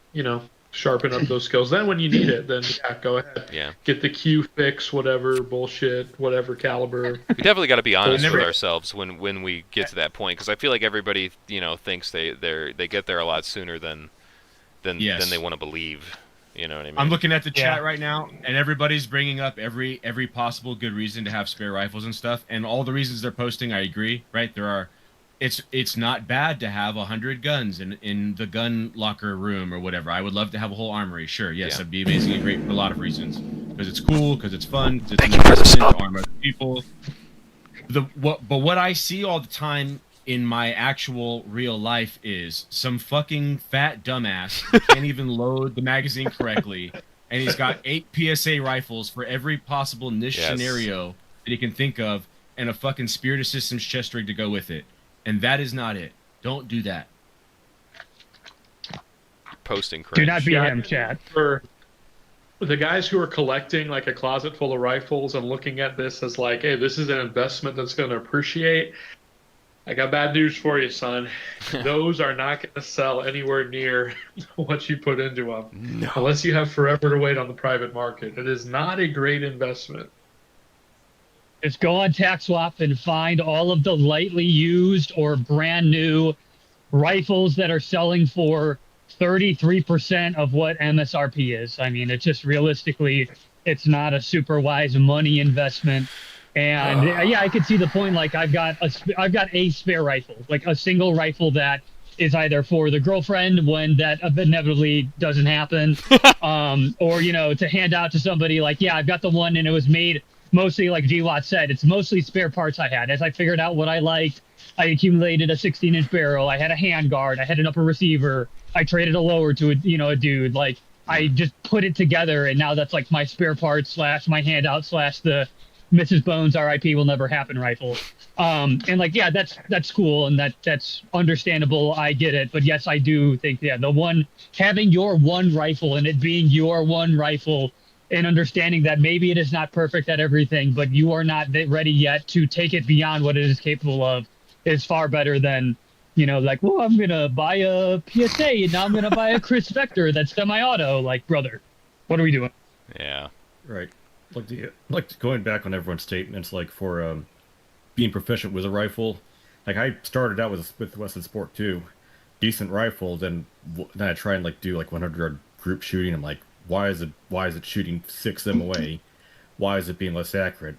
And then I take it to a chronograph. I'm like, why, man? I'm getting like very like the same velocity out of a 16-inch barrel as I do with a 10-inch barrel. There's something wrong with this. And then that's having the extra like redundant stuff would be good. That way I have another gun, still have something while that upper would be rehauled and rebarreled. Now, I think you can justify 1 to 2 guns per adult in your house pretty easily. Once you start getting to 3, it's like, okay, I mean, is it really kind of that niche where, and I think you could, right? Like, it's not impossible. And then, it's a free country. You can do whatever you want. Sure. But I think 1 per person in your house that can use it is easy call. Right, but at the same time, I don't know Agreed. who would shoot so much to the point where they wear out a barrel, where there's a depreciable like erosion and velocity loss and accuracy loss, or even burnt out piston rings. Chat. Exactly. The Mexican is 1 minute away. Based. No, I think that's just where if you want a min-max Bucky to where like the SPR vibe versus like the PDW type vibe, those can do different things, but where it gets muddy is you fall into the LPVO, and it's like, well, it can do everything. It's like, but it's really good at maybe not a whole lot of things. But there's a wide spread, you know what I mean? Any the Void Right. for $10 says, investing, why don't you invest in index funds, Bubba, instead of an 18-inch PSA nobody wants or finds even remotely interesting, so this way you could have some real money one day. But what do I know? Any the Void, you don't know anything, alright? The real value is in having 20 PSA rifles, amen? You don't know shit! You gave your money to a funny pink man on the internet. How smart are you with money? Real dad. Yeah. No, I'm just kidding. Thank you for that, sir. Very good point. I'm gonna go scare the Mexican delivery driver with my pink mask real quick. I'll be right back. So you guys yap for 2 minutes. Did everyone see the news of that DoorDash driver who like took a picture of the guy with his pants down and then said she got SA'd? Yeah, that was now crazy. she's in jail. Yes, I did. I did see that. Didn't she get I love fired? that. Didn't she get charged for like unlawful entry into someone's home? Yeah, you gotta be careful. Or like Oh, yeah, killing people inside private property? Yeah, the While dude inside, was like, dwelling. Yeah, dude was passed out, drunk, after, cranking his hog. God bless, brother, crank it once for me. And she delivered his order, probably, it probably said something like meet at door or something. And he wasn't there because he passed out on his couch drunk. So she opened the door to find him and then saw him there. Was like, oh, fuck. What do I do in this situation to not get in trouble? And she probably thought that was her way to get out of it, even though he had a Ring doorbell that recorded it all. When I have a DoorDash to a public place, and then the DoorDasher busts down the toilet stall I'm at, and then gives me my food while I'm taking a dump. Highly efficient.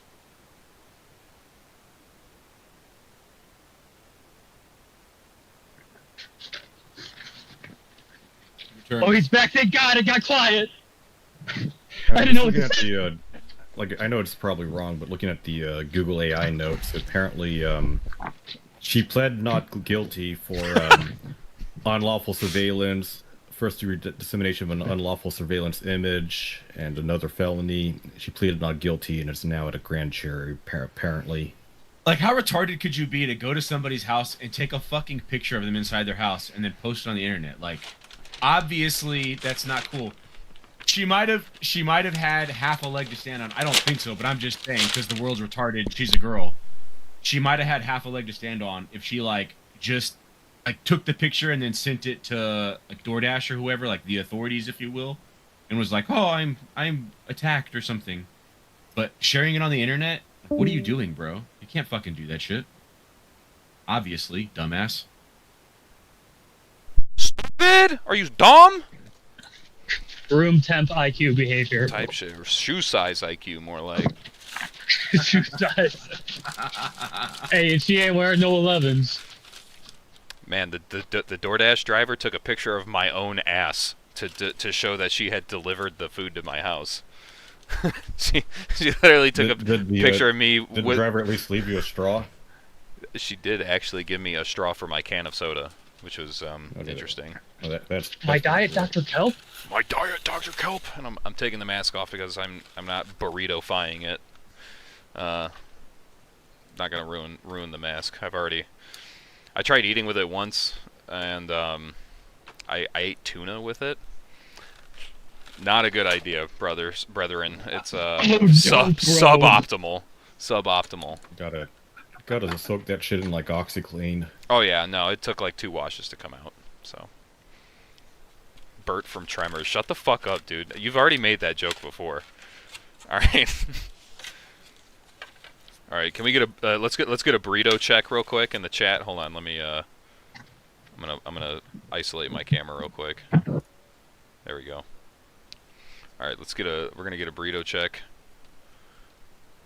Damn, look at that hog, brother. Look at the size of that fucking hog. Double XL hand for comparison. Oh, Hell damn. Yeah. God bless. Hell yeah. Alrighty. Is it the one like stuffed with French fries or? No. We don't. I live in an authentic Mexican neighborhood. They don't fuck around with that gay shit. Let's see here. Next talking point. Here's a good one. Okay. Luckily, I think we're kind of moving away from. Oh, Bones, did you send the tiny BB? Yes, I did. It is in the VC chat. All right. There you go, chat. There's the mini BB on top of the locker. It's protecting Bones. It's watching over him. Fucking yes, it keeping him protects safe. us goys, his best goys, defended by his image. Type shit. Hopefully, there's not a microphone and tracking device that Mossad approved stuff. Knowing SV89, dude, anything is possible. All right, you never know. You never know with that guy. Diabolical. Truly. Okay, so the next talking point here.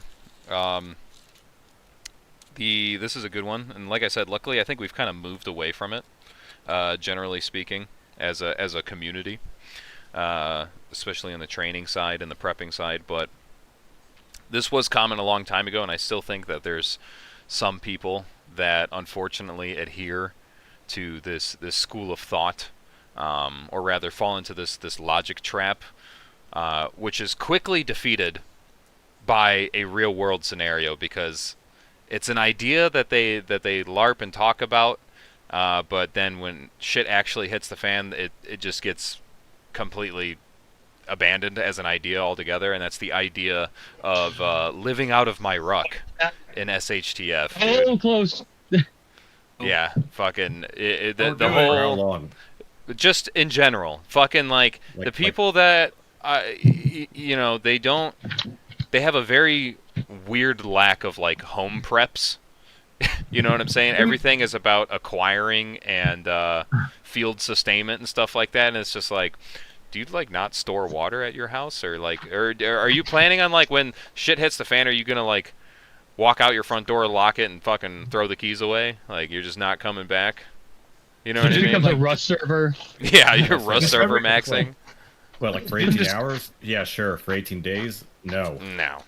Like Discovery Channel and History Channel had a bunch of these shows like fairly recently in my adult memory of like Goonsday preppers. Oh, yeah. No. Yes, but not. That's what I'm talking about. Of like going to Alaska and seeing like they would like ship dudes off to Alaska with like 10 items, and whoever lasted longest won $1 million and shit like that.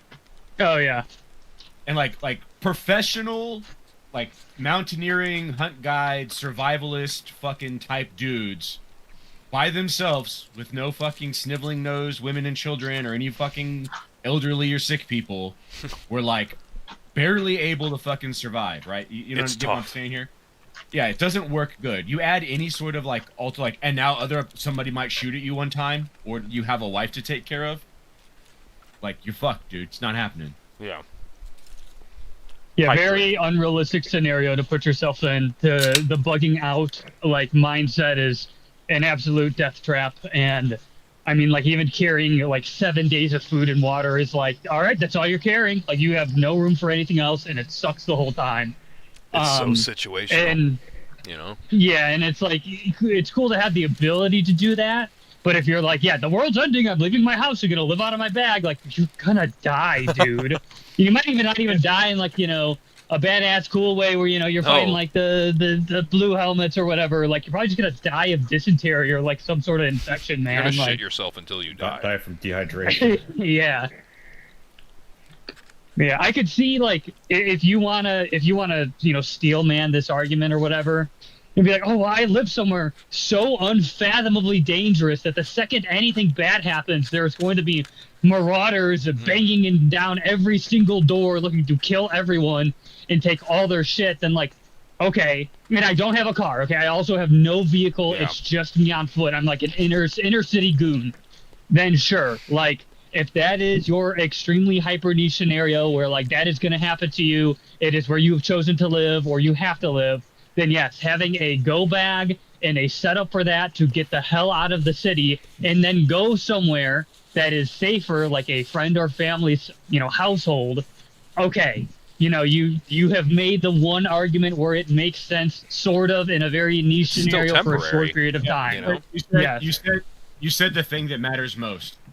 When this fucking Dark Lore was first written 15 years ago on the YouTubes for preppers, the bug out bag was not intended to be like, and now I live in the forest. It was, I live in the suburbs of the city, and I have a location, my ranch, my prep team location, grandma's house, whatever the fuck, and my bug out bag is the supplies to keep me good to go while I bug out from my home to a spot. The secondary location.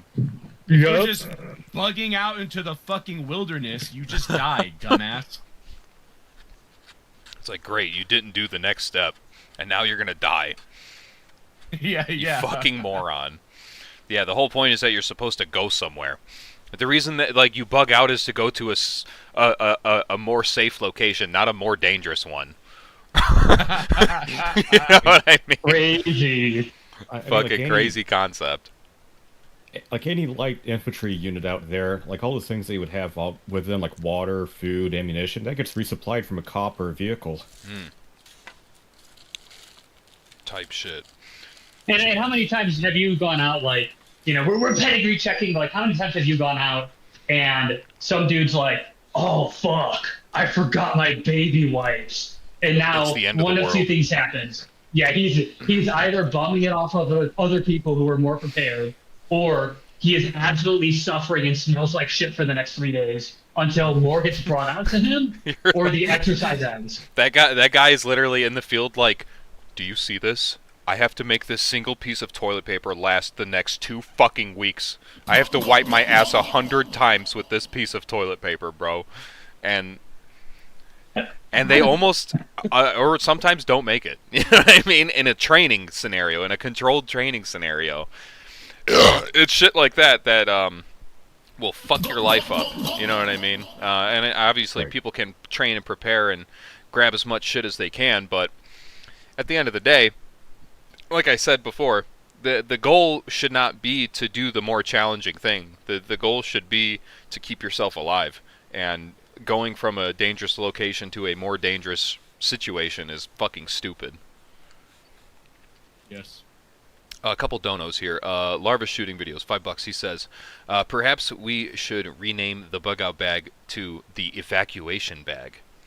No, because then people will still be evacuating to the forest. The whole bug out already was to go. They'll to find a way to location. stroke their ego somehow and think that they could do something that they really should not do. Darkest again for $10. He says, on a real note, community beats kit all day, every day in SHTF. Very true. Not saying don't get geared up, but also make friends where you live. Kind of hard though if you're autistic. Yes, very true. But luckily, autistics are not really in short supply. I mean, there's about 104 of them, 108 of them, right here, right now. It's sitting in the same video right now. So. What about 109 of them? 109 of them. Yeah. Get him out! Channel members too. Get him out! Yeah, wait. No! My channel, it got deleted!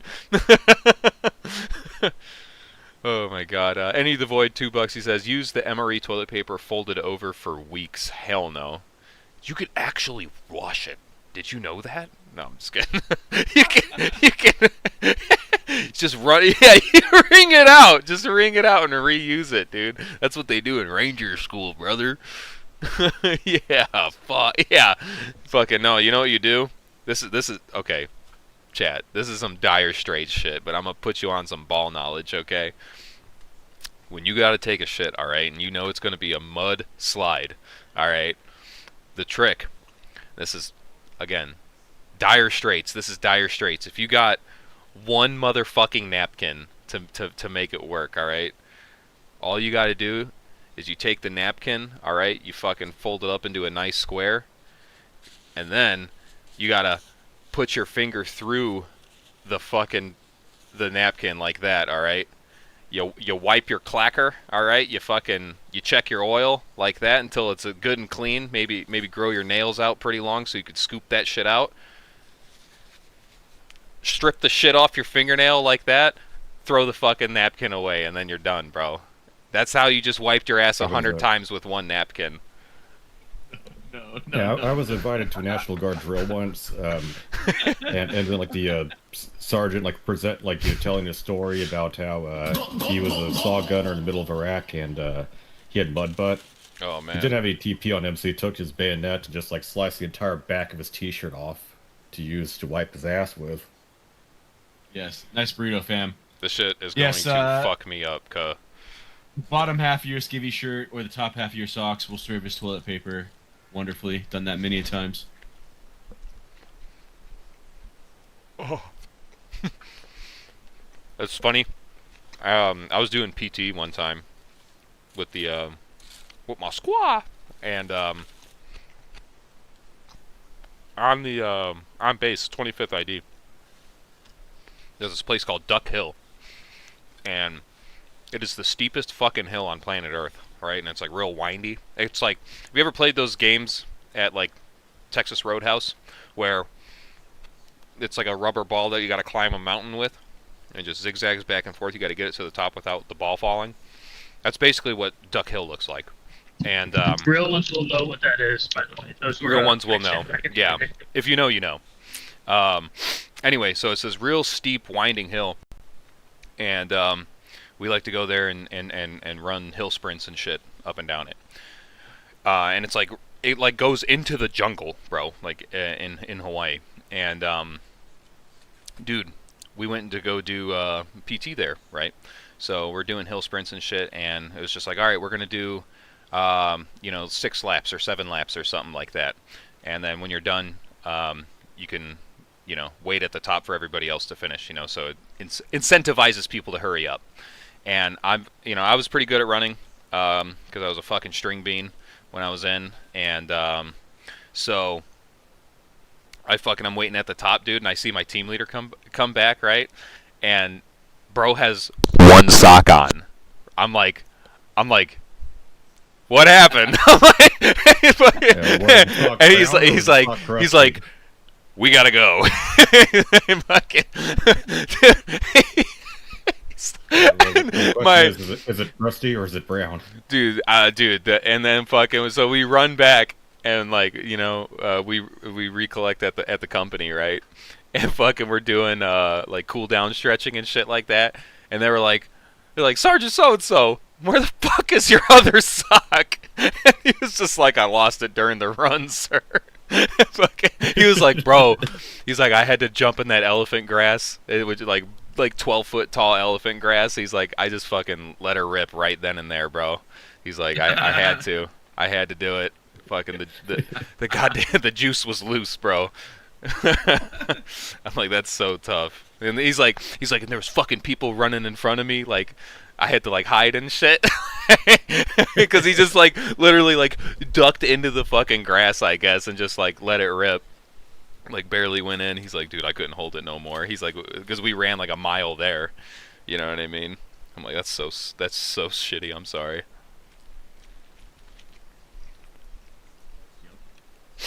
Oh my god. Sorry, chat. I gotta eat dinner. Alright. Doing the stream thing. Little update. The tornado watch came back. So, we'll see how that goes. Like I said, same thing. If this shit just goes night-night out of nowhere, you know why. Or if you see me get sucked out of frame. if you see me go, ah! Get pulled out of the fucking camera, you know why. Fucking tornado done got me. I think it's only supposed to last for a couple hours, and it's not a warning, it's a watch. So, I think we'll be okay, personally. Just say a prayer, you know. Pray for you boys. Not just me, but everybody affected by the storm. Oh yeah. Look at that. Got that good sauce on there, boy. Oh, we lost Boner. He done left. Never mind, he's back. Alrighty. So, we talked about living out of your ruck being stupid. Did we mention cars being a thing during that argument? Yeah. Okay, alright. Good. Or like as in resupplying from your car? Or just, yeah, I mean just using it as an asset. But not to an unlimited level. No, but I'm saying that... It is a huge resource and an asset. Like, people... You know, I honestly, if you were to go from like, I'm gonna bug out and live in the woods with my backpack, to I'm gonna bug out and live in literally any motorized vehicle that I have that isn't about to break down at a moment's notice, instantly your odds of survival have gone up exponentially for a variety of different reasons. Literally. I mean, it keeps you from the ground. It keeps stuff from falling on top of you unless you have a convertible. Yeah. Bucking out in my fucking convertible. Yeah, it's shelter. You can carry so much more shit. You could travel so much further. I mean, like, you could sleep in it. You can do, you know, non-mission, combative tasks like cleaning your weapon, prepping your food. You could haul supplies. Like, yeah, I mean, even like a truck with a camper cap on it's gonna set you way ahead. Hell, even like a sedan, man. Like, seriously. To a limited extent, a weapon? Yeah, as we've seen before. Yeah, it works for that too. And I know some people are probably gonna be like, I don't know, all I have is a motorcycle. That's good too. Hey, guess what? yeah. You don't have to walk everywhere. Yeah, save your feet. Less exposure. Save your feet, go faster, you can hide it easily. Look cool. Yeah, hide it. Look cool, most important part. Very mobile. Hell yeah, no, that's the shit. So go places cars can't, you know. Here's one that I think will sort of rustle some jimmies. Personally, this is my personal take. All right, those were like some general, like, oh yeah, no, that is a bad idea, type shits. Except for maybe the 10 mag one. People just love carrying a bunch of weight on them for some reason. I think it's honestly like I wasn't here for the 10 mag conversation, but I think it's like the overcorrecting for back in the day, like 3 mags and +1 in your rifle was all you needed, right? Like SF was doing that and looked super cool, was super slick, and then everybody was like, oh wait, what happens when I'm not, you know, raiding a mud hut in the middle of nowhere, and and I need more ammo, and then they went way to those. I was like, all right, well, I'm carrying 10 mags and 2d6. Like, brother, you went too far, right? Like, I like it, but goddamn. Hop asked what type shit means. Type shit just means You'll learn like when you're older. Yeah, I'll ask your mother. No, but it's just it just means like yeah, agreed, word. You know what I mean? And stuff. And stuff. What he said. Type Similar things too. Type shit. Fucking yeah. Any of the Void says for $2 that he's going to be bugging out in his 1998 Ferrari 360 Spider. I want my bug out vehicle to be a slingshot. You know, those like 3-wheel trike fucking vehicles that fucking people like to rent in like Vegas and shit like that. Yeah, that's gonna be my bug out vehicle. It's an off-road fucking slingshot. Is type shit just Zoomer punctuation? Yeah. Yeah, it is. Pretty much. Yeah, More or less. that's a good way to put it, honestly. Skibbity toilet. Oh my god. Yeah, stream's over, fellas. It was fun while it lasted. Yep. It's over. It's over. You know, I unironically had somebody in my unit chat ask me what based meant, What? and it opened up the door. It's like, wait, to... what does based mean? Yeah, you're like, now I'm giving a class on brain rot terminology, and it's 45 slides long. Hell yeah. Are you actually? You need to have a looping video of like Subway Surfers on the side. Yeah. That would be pretty good. Like The ADD corner. Yeah, records of like TikTok doom scrolling or something. Yeah. Minecraft bunny hopping, Counter Strike surfing. Hell yeah. Yeah, exactly. Yeah, I've got the class is made, and that's why it's 45 slides. I have no idea if I'll actually give it, but if ready. the unks and AARP holders of my unit want to, get in and get hip with the kids, then it's locked in, ready to go. Yeah, that's a senior NCO only class. Alright. Moving on. So. Sorry, I'm almost done with this burrito. This is a personal idea, okay? I don't know how you guys sit on this, but since I've stopped doing it, I'm just like, no more, ever again. I think outside the waistband carry is kind of stupid. I don't really see the point of it if you actually conceal carry or carry at all. I think it's a direct downgrade from inside the waistband. Even if you don't carry appendix, I still think outside the waistband is like just peacocking. It's too loud visually.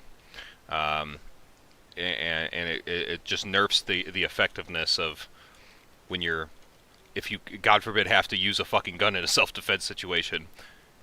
Now they could see the gun, or they've already seen the gun, or something like that. You know what I mean? The element of surprise is completely fucking lost, which in a self-defense situation is going to probably make the difference between life and death. Like so open carry? Say again? Wait, like open carry or just outside the waistband carry with like an overshirt or like a jacket or something?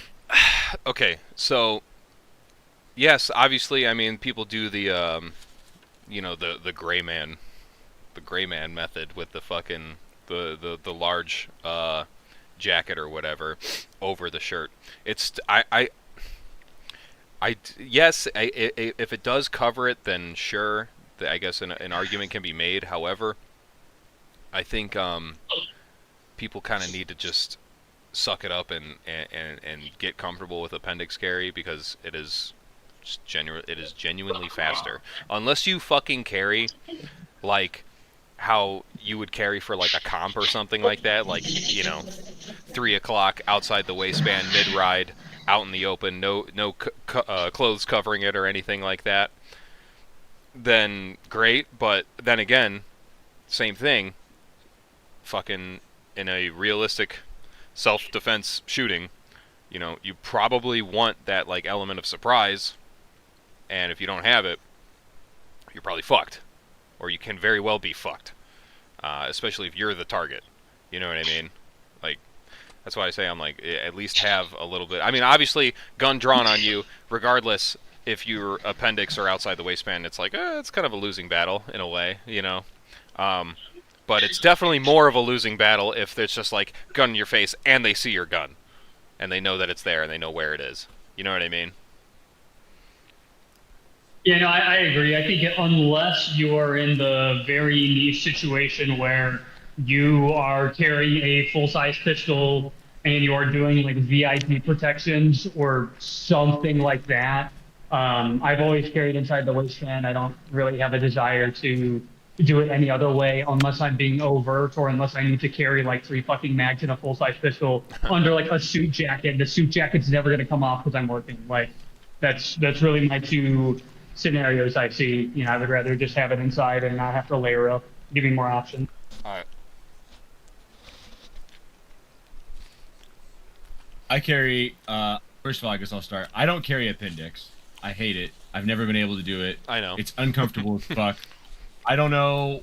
I guess I'm just retarded or something. I really don't understand. I have no idea what the fuck is going on because everybody in the world loves it. I see skinny people do it. I see fat people do it. People are like living their life and driving cars and sitting down. Like, where my waist bends, now there's a fucking gun right there. now. How do you do that? I don't understand. I hate it. I'm not doing it. I don't give a fuck. I'm over it. Never gonna even try it again. So that's me. I guess I'm retarded, so I can't. No, that was not the fucking point I was making. I'm just saying. No. I'm being serious. There must be something because clearly everybody else loves it. Yeah. So there's got to be something wrong. Anyways, whatever that deal is. What do you carry? I guess we could start with that. I'm in the same boat as Gwatt here. Like I try appendix carrying. I don't like it except for like really tiny guns or if I can't dress around a gun. With outside the waistband, I have to dress around it more, like wear an overshirt or Hawaiian or something like that. But at the same time, I don't look good in just t-shirts by itself. So that's something out of the wardrobe for me. Man. So I don't carry appendix. So there's that. I carry a Glock 19, and I've been carrying literally the same Glock 19 for fucking forever. Not since I've been 21, but for the large chunk of that time. It currently has an RMR and TRL1 HL on it. It has not always had those things. I don't plan on taking them off anytime soon. So it's a big gun, especially for concealed carry. Yeah. I carry 3 o'clock. Sometimes I carry inside the waistband. Sometimes I carry outside the waistband. It's always concealed. Sometimes I'll just throw a t-shirt over it. Sometimes I have one flannel. You've all probably seen it, that black and gray plaid flannel I have. Sometimes I'll throw that over. Depending on what, right? If I'm going to be like carrying a lot that day and I really don't give a fuck whether it's concealed or not, then I'll probably just wear outside the waistband with a t-shirt because that's what's most comfortable. Yeah. And if you're whatever, a clever lad, and you say I have a gun, I don't really give a fuck. And 99% of people are completely oblivious. You can walk around with it like fucking this, and most people wouldn't fucking notice that you're walking around with a gun, to be completely honest. At least it's my perception here in Texas. Maybe a lot of people just don't care, or it's not startling, so... I've literally never, ever once in my life had somebody be like, "You're carrying a gun." Oh my god! Oh. Whoa, dude, is that a gun? It's not a problem for me. I don't care. I agree that, like, I do take steps to conceal it. I don't want to, if there is an attacker, I don't want to be like the guy that's wearing an American flag t-shirt with the fucking ICER pin hat on and my fucking 6-shooter. Get behind me, Deborah! I'll save you! Polished nickel. But also I'm not gonna freak out about printing or like a slight brandish if I bend over. Like if you're trying to find out if I have a gun, yeah, you could probably tell I have a gun on me. That's true. So it's mostly about whatever's comfortable and makes sense for what I'm doing that day and the setting is. But yeah, that's what I'm rocking. Fucking I mean, for me, I have tried. Glock 19, full-size light, often with a optic on it, outside the waistband, but I always wear an overshirt over it or wear a jacket over it when it becomes cooler. If I'm in an area where I'm wearing like pants, like something that doesn't have a belt, like a fitness, like gym clothes or fitness clothes, and I carry like a micro 380. then I carry appendix or I carry off body in a fanny pack, but for the most part, I just carry outside the waistband with an overshirt or another cover garment over it, just because it's most comfortable for me, but also I could get a very consistent and decent draw on it. I've tried appendix without the light, just like with the stock Glock 19. I still hated it. It was obviously way better, but not good. It's just like smoking cigs, man. The first couple times you do it, it's gonna be terrible, but then after that, you're just like, like you look forward to it after a while. One of the dumbest things I've seen openly carried would be it was like in a shitty fabric nylon holster, but it was a gun-shaped like pepper spray or pepper ball launching device. I saw it over at in a dining room of a Wendy's, and I'm like, what the fuck? Was it red? Was it like a red? No, it was shaped... black. It was black. It was black. Yeah, it was like it looked kind of like a revolver. What? What? Yeah, it was like some old dude, like who was like 70 years old, carrying this thing, and I'm like, it's the drawbacks of having a gun with none of the benefits. Yeah. Take that, evildoer. Tiny pepper ball.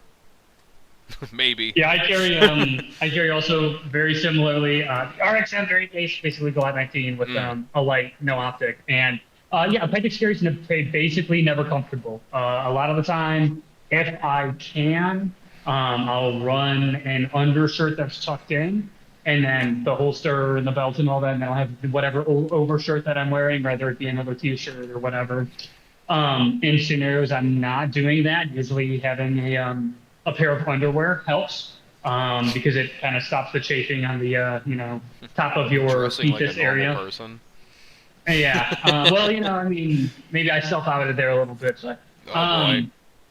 but yeah, it's normally like a compromise that I make because I have a lot more space to conceal on my front than I do my side. I am built like a piece of linguine noodle, so I'm very flat on one side and very skinny on the other. And I don't want to carry a super tiny gun, so it is a compromise. I will agree, it's usually not a comfortable or pleasant experience, and I think the Glock 19 adjacent size pistol is about as large as I'm realistically going to carry, just because of the size and how much it does limit movement. I mean, I can still move around and do things pretty well. I've done it plenty of times.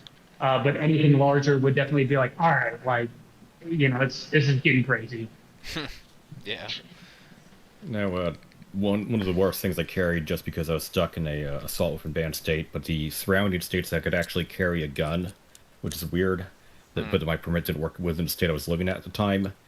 Due to limited selection, I was carrying a full-size 45 government 1911 with a steel frame. So as soon as I stopped to take a piss, my pants want to fall down to the ground. Yeah. I hate that. Yeah. And then once you go over to a polymer frame, double-stacked, compact 9mm, it's easier to carry and holds twice as much ammunition at half the weight. Dude, I've carried some fucked up shit just because I'm just like, oh yes, cool gun. You know what I mean? And fucking, I'm just like, oh fuck, now this is the only pistol I have. I tried carrying an 8-inch 686 for a while. That was fucking abysmal. And then, but very cool gun. A very great gun. I loved it. But then there was, what the hell is it called? The CZ SP01 steel frame. That was like, so listen, I had a CZ SP01, and I had the fucking endless wisdom to try and make that work with a Gen 1 T-Rex Arms sidecar holster. which like, by the way, it's like a fucking 5-inch barrel, if not like 5.2-inch barrel. Full steel, 18 round capacity, heavy as fucking sin. 2 mags, obviously, one in the gun, one on the side for the sidecar. It was like impossible, dude. Like it literally bruised my shit. All right. Look, man, what do you mean that's a bridge too far? Dude, don't let fucking, what's his name? Rebel Spirit hear that, alright? That's fucking CZ's biggest defender right there. He got so mad, he was shaking and crying that I didn't buy a P10C when I said I would, and I got the M&P instead. Yeah, whatever. But yeah, no, that was long story short, fucking big steel gun appendix carry is gayer than AIDS. I wouldn't recommend it to any living person, regardless of body type or anything like that. But tell you what, appendix is the way. All right, you just got to get over it. You got to grow up. Your son, you're 20 something years old. You're 30 something years old. Eat the fucking tomato. Eat the fucking onions. All right, eat the mustard. It's stop picking that shit off. Put the gun in your waistband. You're gonna be okay. All right, get with the rest of the fucking world. Now, when you carry appendix, would you like have like an additional wing attachment to like counter twist it? And do you also carry like a wedge or like a foam piece or like a shoe insole? I No? I raw dog that shit. Yeah, I have used. Funny enough, on that SP01, I tried to do like the foam inserts just to make it a little bit better. Didn't work. It was also just not a good match. They should not have made that holster for that gun. But no, I mean, if you're real worried about printing, then like the wing is not a bad idea. But for me personally, like it kind of depends on the size of the gun. Like a 15 round capacity compact double stack will be just fine for most people, unless you're like super fucking skinny or you wear, you know, really skinny shirts or some shit. Like generally speaking, it's not a need in my opinion, but your mileage may vary, I guess. I usually have them on the holsters I've used and I currently use. I like it. It does help. It's not like, oh my God, the biggest game changer in the world, you know, but it helps, especially because I use a sidecar style holster, so it has one spare mag with it. And it does help to kind of keep things from bowing out super far. I have no tummy at all to help secure that, so it's very obvious when it occurs. But I mean, I don't think it's completely necessary. I like them, but you know, your mileage may vary. Yeah, I was gonna say, fucking, when it comes to appendix, really having as little material on the holster as possible is really nice, because you're already taking, you know, something and just jamming it into your pants, and it changes the shape of how your belt presses into your body and shit like that. So like the less material that you're jamming in there, obviously makes it better. That's why, like, you know, thinner, smaller guns are easier to carry than bigger, wider guns or bigger, bulkier holsters. You know what I mean? So you can make the most of it by not having a fucking like, obviously there's a reason for the shit. You know, like, oh, the foam wedge is to keep it from tilting out over the top of the gun, because like, or over the top of the belt, because a holster inside the waistband typically is going to ride up pretty high. I can't really show it because it's YouTube, but like, imagine this is your belt and then this is the gun. Like the gun isn't going to go all the way fucking down like that. You know, it's going to sit pretty high, all things considered, so it can have the tendency to bow out, especially if you got a big swing belly, right? So that foam pad on the inside that presses against your fupa, right? And it fucking helps pull the gun back in towards your body so that you don't print. Basically every addition for an inside the waistband holster is to fucking keep it from printing. But in my opinion, as long as you don't wear like women's t-shirts, like, you'll be fine, fucking, and you won't print that bad at all, more times than not. Yeah, like Gwatt said, I'm not, you know, I've accepted that most people are not looking at it. And if they are, they're usually homeless weirdos, and they're not thinking about if you're carrying a gun, at least in the way that you would think they would. Yeah.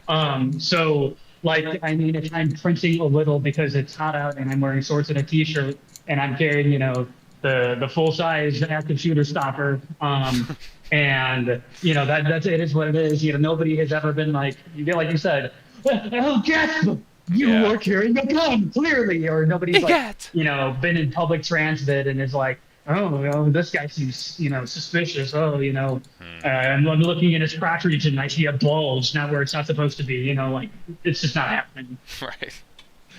Yeah. What's more important is that you're carrying a gun, right? That's sort of this is the smallest gripe out of everything that we've talked about tonight. Is just like, I just don't like it. I mean, You know what I mean? one self-defense weapon could be an S-Vest will be no longer a problem after you deploy it. Yeah, yeah. There will be no self to defend, you know, anymore. So, I guess yeah. Depending on where you are and what you want, could be a good idea or not. Probably not, but whatever. Yeah, moving into the last talking point here. Okay, these two kind of go hand in hand. Fucking yeah, I had them separate, but I'm just gonna throw them together because it's I'll probably bring it up one without the other. Two things. One, I think fucking nylon gear that's over $500 is ridiculous. Dude, why are we paying why are we paying a car payment for a fucking chest rig? You know what I mean? Tell you what, boy, I bought a whole mess of double mag pouches in UCP for $1 a pop a while ago, and I was fucking happy as could be. And they still carry mags, just like yeah, your shit. I got a. Go ahead. I was gonna say like mags, radios, smokes. It does the thing. It Yeah, checks all the box. Stuff.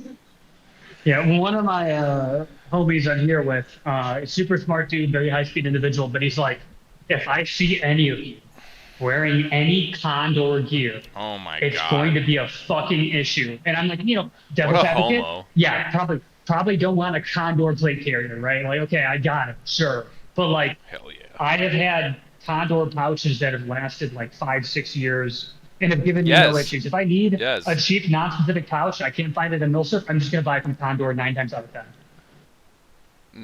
Yeah. Dude, Helix, on no, the don't use flip side- Klarna. That's fucking hate speech. That's entrapment. Don't fucking tell people to use Klarna. If you can't afford the thing, don't buy it. All right, don't fall into Yeah, usury. On the flip side, I've seen like one I saw like from the tactical store a second lieutenant who bought a Condor plate carrier, and then like the front plate just slipped out of his plate bag. That was entertaining. The other thing I had was like when I was like a young kid in airsofting, I was like losing. I'd have failures in my magazine pouches. I'd lose like gas blowback pistol magazines and grenade and like 40mm grenades, and those are expensive. Yeah. And I had Condor shit on, so Stuff. It's gotten better. It as has of gotten recent. better. Um, Yeah, it's not the I've same been- shit. I've been as in the 20 game years for a ago. while. Yes, Condor 20 years ago was pretty not good. Condor today is actually pretty rock solid. I need to run some stuff a little bit longer before I make a big video about it. So if you're listening, I'm not quite there yet, but be aware. I'm about to put the thumbs up on a lot of the fucking kit on Amazon. Honestly, I had to buy a couple small things like 2 or 3 years ago in a pinch, and so I picked up some Krydex and Protect gear stuff. Yes. And I expected it to fall apart, and me at that time to then replace it with something else. It never fell apart. It's still in use. Hello, Mike Tango. And so I was like, all right, very, very well then. And so I recently purchased some other stuff, some cummerbunds and stuff for the plate carrier, and it's loaded up now with side plates and fucking mags. I've Working done some just runs fine. with it. Right, it's new, so I got to put it through its paces before I fucking talk about it for real. But from what I can tell so far, I don't think it's gonna have any failures. Yes, dude, Evan Graham. Very good point. I would much rather have, in today's era, I would much rather have Condor than 511. Hands down. Probably true. In terms of buying it, especially. 511 is overpriced fucking boomer core garbage. It's like... stuff's made in Asia anyways. Right, dude. Literally. It's like... It is totally fucking different. And also, Mike Tango Whiskey, yes, Cold Steel. I am a fellow Cold Steel stan as well. Fucking no. Condor is fucking good to go. And Krydex been copying America's homework like crazy, alright? And they've been acing the fucking tests. Because everything I've ever gotten from Krydex has been the shit. It has been so fucking good. Like, it just doesn't fail. In case anybody's confused as to reason. why American stuff in the tactical market is so overpriced, it's because everything that's produced in America, American military and NATO people put out contracts. The only companies that can fill those contracts are people that produce those things in the home or NATO allied countries, right? So America has a contract for chest rigs. They'll only fill those from an American company. So every American company that makes chest rigs or flashlights or fucking tactical boots or whatever, anything that they could sell to the military, is competing for government contracts, and they upcharge the price a shit ton. And then I'm a little hazy on this part, but I think like literally by law, if I'm not mistaken, they have to sell to in the civilian market and the retail market for as much or more than they fill per unit to the military contracts. So you are, if you're buying American stuff, you are forced to be paying overpriced government pricing, right? So it's like it just is factually like 5x overpriced. Yeah. All the companies and all their market representatives would be like, no, well, there's all these reasons why it has to be, but it's fucking bullshit. Cloth is cloth. Actually, one thing I did, the most expensive piece of nylon kit I ever bought was like a Mystery Ranch 3-day assault pack, and that actually holds up for a long time, and I've been using it literally like from like jungles of Thailand to like the Middle East to like cold environments like Canada and Mongolia. It holds up very well, and it's perfect for shoving into aircraft or vehicles. But also has a very more complicated piece of equipment with like multiple plastic pieces and adjustments and parts. So Surplus is worth also the money for me. I've always heard good things about Mystery Ranch. I will say that I don't have any personal interactions. Except now, okay? Listen, Yeah, fucking, now. they've been bought out. oh, They have been bought out by Yeti, bro. And now, it's kind of up in the air right now. But, for one, they've pulled a lot of fucking models off the shelves. Well, they've pulled a lot off of production, which is really fucking gay. So, like, a lot of the cool camo patterns and shit that they used to do don't exist anymore. Fucking, and not only that, but it's questionable. It's fucking questionable whether or not the same quality control or standard of quality is going to be there for the new stuff moving forward. So, if you guys are thinking about getting into fucking Mystery Ranch stuff, I would think about it sooner than later and maybe look at the fucking used market or the existing market rather than buying it from the retailer. Just my 2 cents. I mean, like ever since Yeti bought out that company, a lot of the workers in Montana really hated it. Oh yeah, yeah. And Super then against it. a lot of the stuff being sold through like public storefronts and stuff like that run by Mystery Ranch. A lot of the American stuff has been replaced by stuff made in Vietnam and the Philippines. 9 times out of 10, maybe not 9 times, but most of the time, if a company changes hands or is bought out, it's usually to the detriment of the consumer. You see it with firearms, you see it with gear, you see it with media outlets, you see it with websites. Like it's just most of the time you're going to see some decrease because the original owner wasn't able to make money like they wanted to, so they sold it to somebody else who was going to make money. How, in a different way, likely fire everybody or move where the manufacturing is or go with AI or something like that. So, it's something to keep an eye out. Really, any industry that you're in. Yeah. Now, an American company that is like very good for their transparency, and they seem to do their homework with stitching and IR compliance, even though a lot of people don't care about it. Nope. I haven't tried any of the That stuff was the myself next thing I was because I just gonna don't have bring a need for it. Is Rebels Raiders. We get like an entire system of like a plate carrier, chest rig, a bunch of other stuff, magazine placards for like a pretty tempting and competitively priced package for Asian gear, premium Asian gear. I have yet to try any of this stuff. I haven't had a reason to really buy a lot of gear right now, but it is promising. It does seem interesting to me what he's doing. We shall see. UCP gear, UCP surplus. I know I'm not saying anything new. We've literally already talked about it a little bit, but I just want to cap the gear talk with that, right? It's proven, it's quality, it's stitched, it's durable. The government overprinted way too much of it. Nobody wants it. Therefore, it's cheap as fuck. You can cover it with $2 bottles of fucking spray paint or fabric dye. If you're on a budget, UCP surplus gear is the fucking play. That's where you go. You can get a whole fucking combat fucking Charlie G.I. Joe set up for like under $100. All your packs, all your pouches. So that's what's up. Yes. And that's not going to last forever also. Obviously. At some point, once the UCP shit is bought up, it's gone. So in 5 years, 10 years, 15 years, this will be done, and we'll be talking about how we used to find mag pouches for $2 and you wish you bought a whole pallet of them. So go ahead and get on that, buying a pallet of it. And unfortunately, multicam isn't going anywhere, so that's all that's going to be available, and you're going to have to buy bullshit Scorpion fucking surplus mags like that are still, oh, this is still standard issue, so we're going to charge, you know, just below new prices, even though it's surplus. It's just like, fucking kill me, bro. Fuck. I should have bought the UCP shit. You know what I mean? Or it's going to get to the point where it's going to be like the milsurp market, and just be like, ah, this is a genuine issue fucking UCP double mag pouch from a rifleman kit. I think this one's worth about $49.99. You know, and it's just like the elastic's completely fucked, and it looks like somebody chewed on it. Literally. So, but yeah, no, fucking spoiling the story for me, SV89. And IR compliancy is supreme retardation, and has the community in a chokehold for no good fucking reason. It's so dumb. It is dumb. Like, there's no fucking reason anybody needs to be spending this type of money for that shit. People are hard to see with NVGs. I've never seen anybody like glowing or standing out. No. With nods, no matter what they were wearing or anything like that. Unless it's literally reflective. Like, just because it's not IR compliant doesn't mean that it is IR reflective.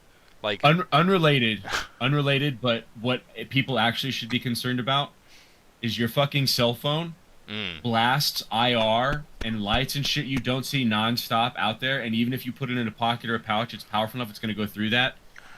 Like in lots of training events that I've personally done, I'm constantly and people are like beacons of like fucking flashing light because they have their cell phones on them. So dude, you just like are looking into a tree line, and you see the canopy just like whoo, whoo, like glow from underneath, dude. It's just like, there they are. Like, oh my god, yeah, no, IR compliance is a fucking scam. Honestly, it's not anything that any of us, okay, here in the old Goon Army need to be concerned with, okay? The Lion does not concern himself with whether or not his plate carrier is IR compliant, because unless every single item on you is IR compliant, which even if it was, it probably wouldn't look too cool either, because if you've ever seen something that's completely not IR compliant, or completely IR compliant, you look like a fucking silhouette. You look like a locked character in NBA or some shit like that. Like you're a mystery character. So you look like Mr. Game & Watch, fucking walking around in the woods and shit with everything fucking not having any sort of IR reflection in any way, shape, or form. I've said it 1,000 times, okay, and I'm gonna say it again because it's true. And I this is a hill I'll die on until I change my mind.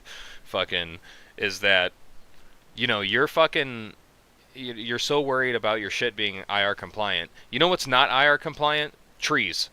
And bushes, and grass, the ground. You know what I mean? Like, that shit is not IR compliant. When God made the earth, he didn't make it IR compliant. You know what I mean? Like, it's not. It's going to be you that sticks out, if anything. You know what I'm saying? If you use standard fucking cover and concealment fucking methods while you're doing whatever high-speed LARP scenario that you're doing, you're going to be extremely hard to see anyway. Fucking, like, that's just not how nods work. It's not the secret sauce. Like, yes, it will help you see better in the dark, but it's not perfect. You know what I'm saying? If anything, the main threat that you need to worry about is thermal, and unfortunately, there just kind of ain't no good method for defeating thermal capabilities. You know what I'm saying? Like, your best bet is overhead thermal defeating capabilities. I've seen over in Ukraine, I've seen people who'd wear like a full-on like a thermal poncho or thermal like oversuit, and then they get blasted, then they get like schwacked with the drone. Yeah. I mean, it's the thermal capabilities that, you know, you want to be able to defeat are like the handheld ones. You know, the ones that kind of break you up at the very least. And even then, the whole point is to hopefully see them before they see you. When it comes to thermal capabilities and stuff like that. So, you know, I wouldn't worry, which, again, in that case, IR compliance has no role. Zero. It doesn't do anything for you. So, I wouldn't worry about it too much. I think we're fucking beyond that. It's just It's a market grift. Don't fall for it. There's no fucking reason to be like, oh, maybe I should splurge. Maybe I should splurge and spend an extra $300 on a plate carrier that's IR compliant. Just ask why. Like, why?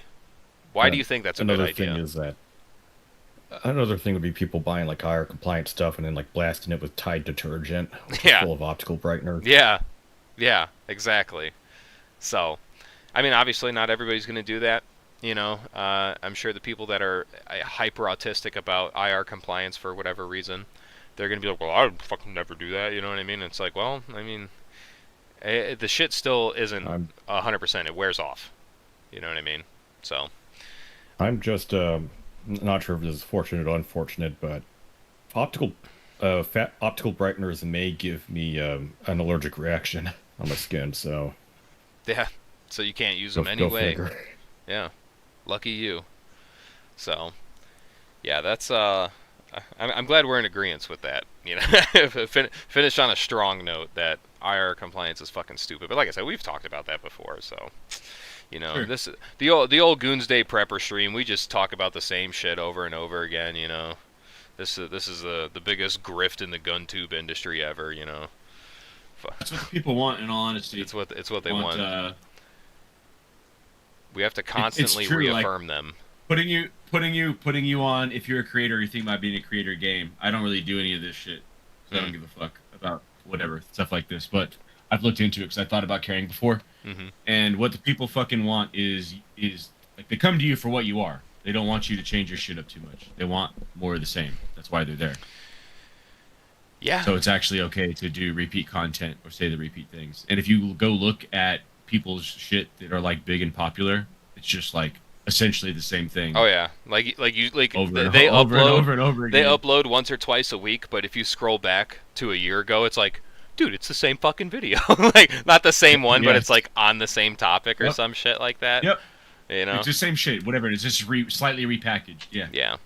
That dude, Yep. there's some real fucking big brain comments on my my barrel length video that were just like, literally I had one guy literally be like, "Bro, dude, like, don't you know, like, we've already talked about this shit, bro. Like, this is not new information or anything like that. Like, anybody can do a fucking little bit of Google searching just to figure out a fucking velocities for these different rifles and shit. Like, talk about something else, bro. This is fucking, you're just trying to get click-through rates." I was like, is it difficult being the smartest man in the fucking world?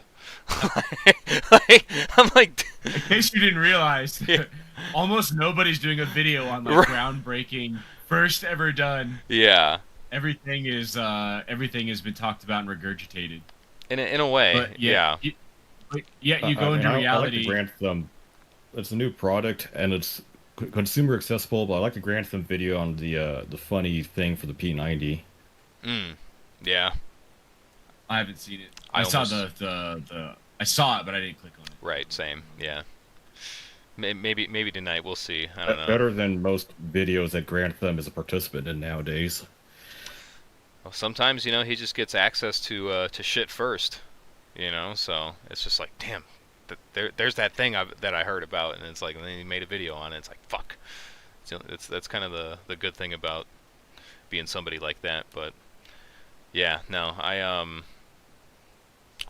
mean, it seems like everybody else seemed to like it, you know. I had on the opposite end of the spectrum, there was this one guy who was just like, dude, this is like a good topic, but can you please get to the fucking point? And I was like, would it have been better if I made this a 2-minute cartoon or something? like fuck, man. I don't know. Some people are just impossible to please, I guess. But Can't please everybody. yeah, no, yeah, not gonna win them all. Have the cool super chat. Any of the void, just look at the oh god, just look at 110 SAS. You can make up the same repeat content on ammo and repeatedly lie about it, then attempt to dox somebody and manipulate people. Dude, tell me about it. I saw who's that one girl, Boondocks Valedition or whatever. Yeah. I saw her write up about it, which basically she went in depth and confirmed all the things that I had like a gut reaction to. Like when I saw Good night, when I Brian. saw him Byron. like, Sorry, go ahead. when I saw fucking Homeboy post that video, I was like, oh shit, are we getting like 77 OTM to fly at fucking over 4K? Are we cracking level 4 plates? Yeah. Scroll through the video. No, we're not on either one of those things. Okay. And I'm like, this isn't even like, who the fuck even cares? Like, I don't even think this is that impressive. He needs what he needs to do is not. have that actual like true velocity of that bullet weight with the high super high velocity, and then like actually run that through the Bear Creek Armory shit stick he had featured demoing it, which probably might be just ordinary like 50 grain or 55 grain or lighter bullets with a plus charge on it. Look, I try not to get mixed up in YouTube drama. You know what I mean? And Gwatt, we've had this conversation off the books before, pretty early on actually, where I'm really not in the business or even in the fucking desire. My heart's not in the place to make a response video. I think that's kind of silly. Sure. I think it's kind of dumb. Yeah. I think it's better to just, instead of trying to shut somebody else down, I simply just put out content. And this is not like a dig at any person in particular. Like, I'm not talking about Boondock. I'm not talking about 110 SAS or anything like that. Like, I'm just saying, like, this is my personal philosophy here. It's just like, I'm not here to like call anybody out or shut anybody down or get involved in business unless obviously it's involving me directly. But you know, if somebody makes a video that I disagree with, my response isn't to be like, hey, stop that. You know, my Sure. goal is to just be like, I'm just gonna make a video and put out the correct information instead.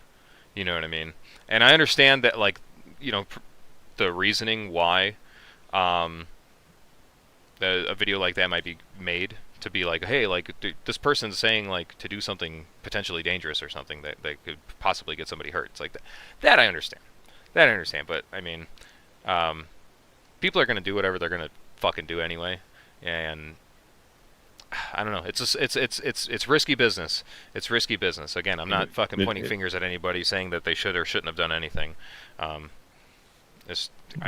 then when you zoom out further, they end up like calling out the SRA for like being full of shit, and then that would lead to entertaining things. So it does happen. It does happen from time to time, as we unfortunately know. But yeah, I don't know. That's kind of my 2 cents on it. I don't want to get political. I don't want to get drama-filled. No. I'm not hating on 110 SAS really either. He's done some videos that I find are interesting. I just was personally disappointed. I clicked on the video and was hoping that we actually had something exciting happening. You're just like, what the fuck? And was like, I don't think this is that exciting. Yeah. And then Homegirl did a whole video about how this is for real not exciting, and I was like, yep. In 1 month, nobody will care. And the grand scheme is that it seems like, you know, one person, you know, tried to do the morally right thing and say like, hey, what you said was wrong, and then the other person freaked the fuck out. You know what I mean? But even then, like I said, in a month, it won't matter. Nobody will fucking care. Did 110? Did like a whole thing happen? Did 110 freak out on her for posting that video or something? I'm not a subject matter expert, but apparently yes. It's the ammo video got made. Fucking the response video got made, obviously, in response to be like, hey, this is not accurate information or even potentially harmful information. And then fucking crash out of the century. And yeah. I didn't realize there was a crash out. I had no idea.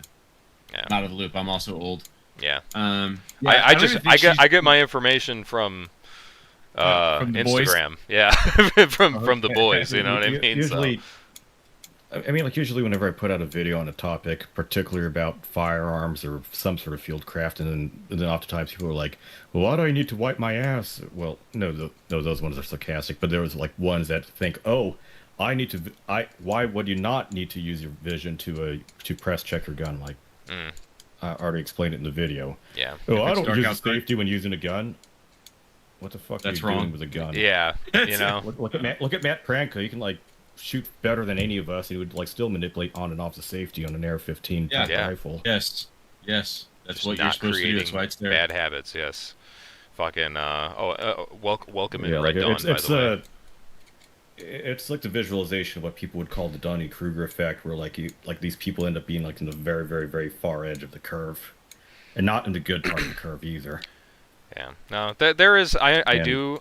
It's like I said, risky business. I feel like there is some people, or there is a necessity, I guess that you should say, a moral necessity to, when something like that is said, it's just like hey, this person said something that is like abhorrently wrong and possibly dangerous. It's like somebody with, if you have a platform, it's a good idea to be like, hey, don't actually listen to this because that's not accurate or safe information.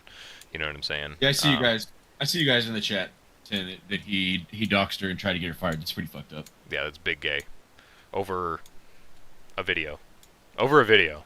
Content on a video. Very unchill 110 if you're watching this. That Yeah. was very not cool, bro. Why'd you do that, dude? Do not. It's not fun. Be Not chill, fun, not dog. friendly. Be chill. It's literally YouTube, man. I understand it's your job, but it's videos on the internet, you know. But it's business. It's business. Okay.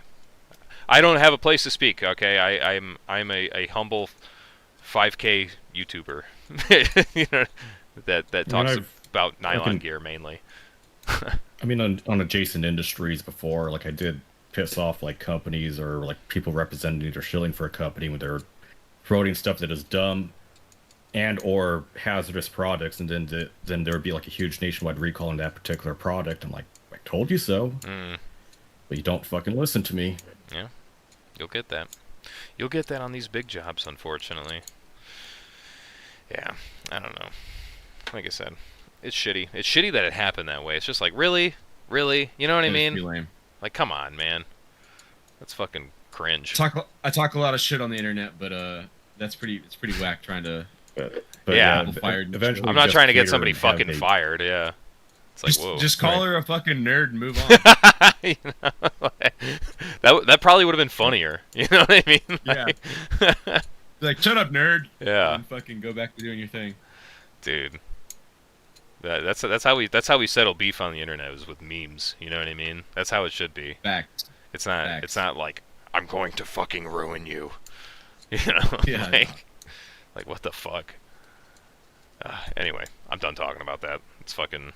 Fair. It's just big yikes. Just big yikes. Yeah, my bad. I didn't even realize that happened. Was there other No, like you're good. misconceptions or things of like with the firearms industry? One thing that just really irks me would be having a lot of like triple checked QC products sent out to influencers and then there'd be a what's Hand called selected. Yeah. yeah what's it called when a media embargo that's placed upon there, so everything is released at once, and it's something that like advertising and media guys really like to do, or like people in like an advertising head or like an executive position would like to do, and then it's, but for the people who are actually like the end users of the stuff or actual intended end users, and then it's like bullshit. And it'd be notorious where you see like I think Springfield Armory would be notorious for that, where they would have some sort of product such as that M16A2 reissue or some handguns, and then they would have a review embargo, and then everything out comes at once. It comes out as not genuine and very shilly. You guys see the Yeah, anytime I lightning? see that, I avoid that product. Begins. Yeah, no, that's big yikes. I don't like new Turns me stuff. off each time. New stuff scares the shit out of me. You know what I mean? What's kind of I funny don't like is being a that- fucking guinea pig. What's kind of funny is that these beta like things out there that are sent to them, and I've seen them actually fail in real time out in the field. Like I saw like the new Springfield handgun, the Echelon, and then there would be like a pretty big failure with that at a gun site training course. I know they fixed out and ironed out the issues nowadays, but to me it's like, I don't really want to get this thing now. Yeah. Darkest for $2 says insert rare greed. Yeah, you'll get that. You'll get that. You're not too far from the truth there. That's been like a generational crash out. Just fucking nonstop. It seems like. Yeah. I don't know. Like I said, I don't like being a fucking guinea pig. I let other YouTubers try new stuff, and then I'll talk about it later or something, or not at all, because I'll just be like, I don't have any experience with it because I saw that it sucked.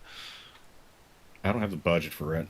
Right. Yeah. We're not there yet. Even with all these very nice donations coming in, um, I'm not trying to waste it on a new product and get burned on it. By the way, Red Dawn Readiness Friday. Let's hop on a stream together. Me, you, and Magdum Supreme. Yeah, I'd love to, but I'm prepping for a competition. I got to wake up bright and early too. It's fine. It's fine. I Gonna understand. gonna do the IRA LARP for St. Patrick's Day weekend. Oh, nice. Hell yeah. Oh my Bring God, it me- is me- already bring fucking me- St. Patrick's Day coming up. Yeah, bring me wee little Armalite and a 1911 with me for a That's sick. competition. Hell yeah. That sounds Yeah, like gotta fun. find my black mask. Hell yeah. Stay gooned up, respectfully. Fucking, yeah, cool. I think we're at a good point here. We can go ahead and shut this shit down, because, the fucking Actually, rain come is to think starting about pretty it, heavy. What sort of St. Patrick's Day special should I make? I think I got enough time to crank one out. I already did one about weapons used by the Gonna IRA. crank one Not sure out? what else. Gonna crank Yeah. that hog, brother, for St. Patty? Yeah, I gotta crank the. Hell yeah. Fucking, I don't know. That's a good ass questions. Why? I mean, shit. Why don't you film the competition? That's always some fun shit. If anything, it's good Oh, for yeah. B-roll. I think it's a great idea. It's a great idea. Honestly, fantastic idea. I need to do the same thing. I got a new drone, courtesy of my Nice. my sugar daddy supporter. Now, Follows you and shit I don't like want that. to be. I don't want to be a party pooper, but if you're going to use a drone and use it for any sort of purpose other than strictly dicking around with it, Mhm. you need to get a commercial drone license from the FAA. Even for I thought it was only beyond you- a certain not like height, no, but no, if you're using the no, even if the mass is under like 250 grams, That's if what you're it is, using yeah. a drone for non-recreational purposes, so if you're using it to film a YouTube video and then monetizing that, mhm, or doing it as a favor for somebody, yeah, you still need a commercial drone pilot license through the FAA. It's gay. You have to go and like spend like $160 on the test and sit down and study your ass off, but you need to do that. I'm telling you from my own perspective as a commercial drone pilot. yeah. What if I hire somebody to be my drone operator? Now if that drone operator is commercially licensed to do that, then it's not a problem. Bingo. What if I just ignore laws? Yeah. Fly my drone. Which we would never do, but Uh, theoretically. In Theoretically. American airspace, the FAA and the National Transportation Bureau, they really don't like that. Yeah.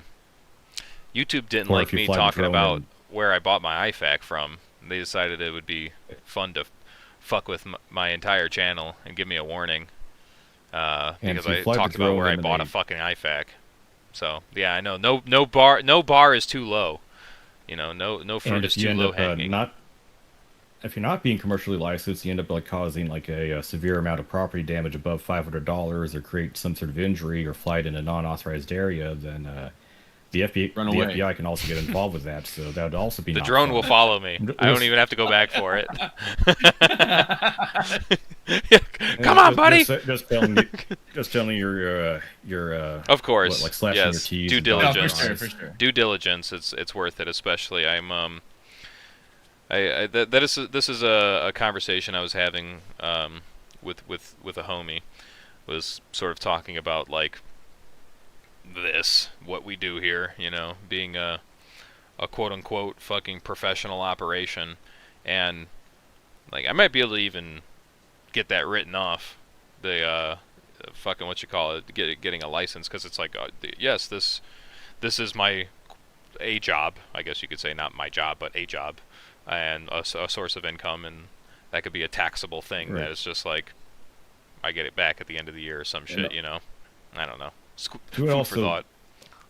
But that sort of predicament has led to funny and annoying situations where in my group I happen to be the best rifle shooter, Hmm. and but someone else has to be the shooter. I have to take over as pilot, and then they can't shoot for shit, and I'm like, oh crap. This isn't good, and they're trying to like nail a 500, 600, 400, 500 yard shot on a target. It's Timmy too tough. It's too tough, Timmy. I'm sorry, but yeah, I don't know. We'll do things the right way. I understand that there's fucking methods to this madness. I'm seeing that now, especially like with the sponsorship thing, because I think that's honestly the real reason why I got knocked was kind of my verbiage. How I advertised basically was theoretically against, you know, the community guidelines for YouTube. And I mean, like we can do there is not put stuff in the description below, but you'll be like, check this out over here. yeah, Check it's this out so over gay, here. dude. It's so fucking dumb how you like, and it's like, and then the AI people do it though. like Yeah. transcription and data entry would not come with anything conclusive because you didn't say terms like sponsor, link, or anything like that. Right, exactly. And that's exactly what it was. I would looked back on the old ad, and it was like, I'm like, fuck, I did say that. You know what I mean? So, kind of shot myself in the foot. But it's just dumb, dude. It's so fucking dumb. It's like, we can make regular fucking GunTube content, but then you point to the industry at all, and it's just like, no! You like, fucking, you get your whole fucking channel shut down if you fuck around too much with that. It's so fucking dumb. Bizarrely enough, the intel reports on the more deranged and dangerous groups that have done actual violence are monetizable and more YouTube friendly. Yeah. Or videos of dudes joking is totally fine. That's considered perfectly safe for YouTube. Don't Google that, by the way. Fucking couple donos here. Entity the Void. Great transition, jelking into donations. Entity the Void for $5. He says, "What if you FOD out a $24 million engine and have to pay for it? Nobody thinks of that until it's them. Liability is a biatch." Yeah, real shit. Darkest343 says, "Tiny Hats disliked that." Yeah, the Tiny Hats will remember that. Type shit. Yeah, I think we're gonna wrap this up because the storm is going goblin mode right now, and we've already reached a pretty late point in the stream. I'll tell you after stream about some drone stuff. Okay. Yes. Just because it's like too nerdy and too technical for Save it. attention span. Let's get these guys out of here. Fucking gentlemen, thanks a ton for hanging out for as long as you did. If you haven't liked the stream yet, please like the stream so that the other homies could see it. In case I'm fucking shadow banned because YouTube likes to do that for some reason. If you're not subscribed, consider subscribing. If you like the video, please like the video. I don't have anything in the description at all, so if you want to check out these guys' channels, good luck, motherfuckers. Yeah, good luck. Yeah, no. Gwatt Alchemist, some live fire stuff, and fucking I put out live fire stuff. I put out like a new information report on adversary activity. Yeah, fucking Glow So Bright. Yeah, that's your name. I keep wanting to call you Bucky. Fucking Glow So Bright. Go find him on his channel. Great Glow info. So Bright is Chad. like the organization. I'm just a guy underneath it. Yes, he is the man. Check out all the homies' channels, man. Bones Maloney, Procher Band, obviously. Fucking go check out Red Dawn Readiness. He's gonna be here Friday, hopefully. Fucking Magdump Supreme. Who else? Who else can I think of? Rebel Spirit, obviously. Go support his shit. Check out his website. Thank you, Omni Provisions, sponsoring the channel. You know how to find them. Regular internet searching means. And hell yeah. And yeah, fuck you, YouTube. All right, I'm getting out of here, guys. God bless. See you soon.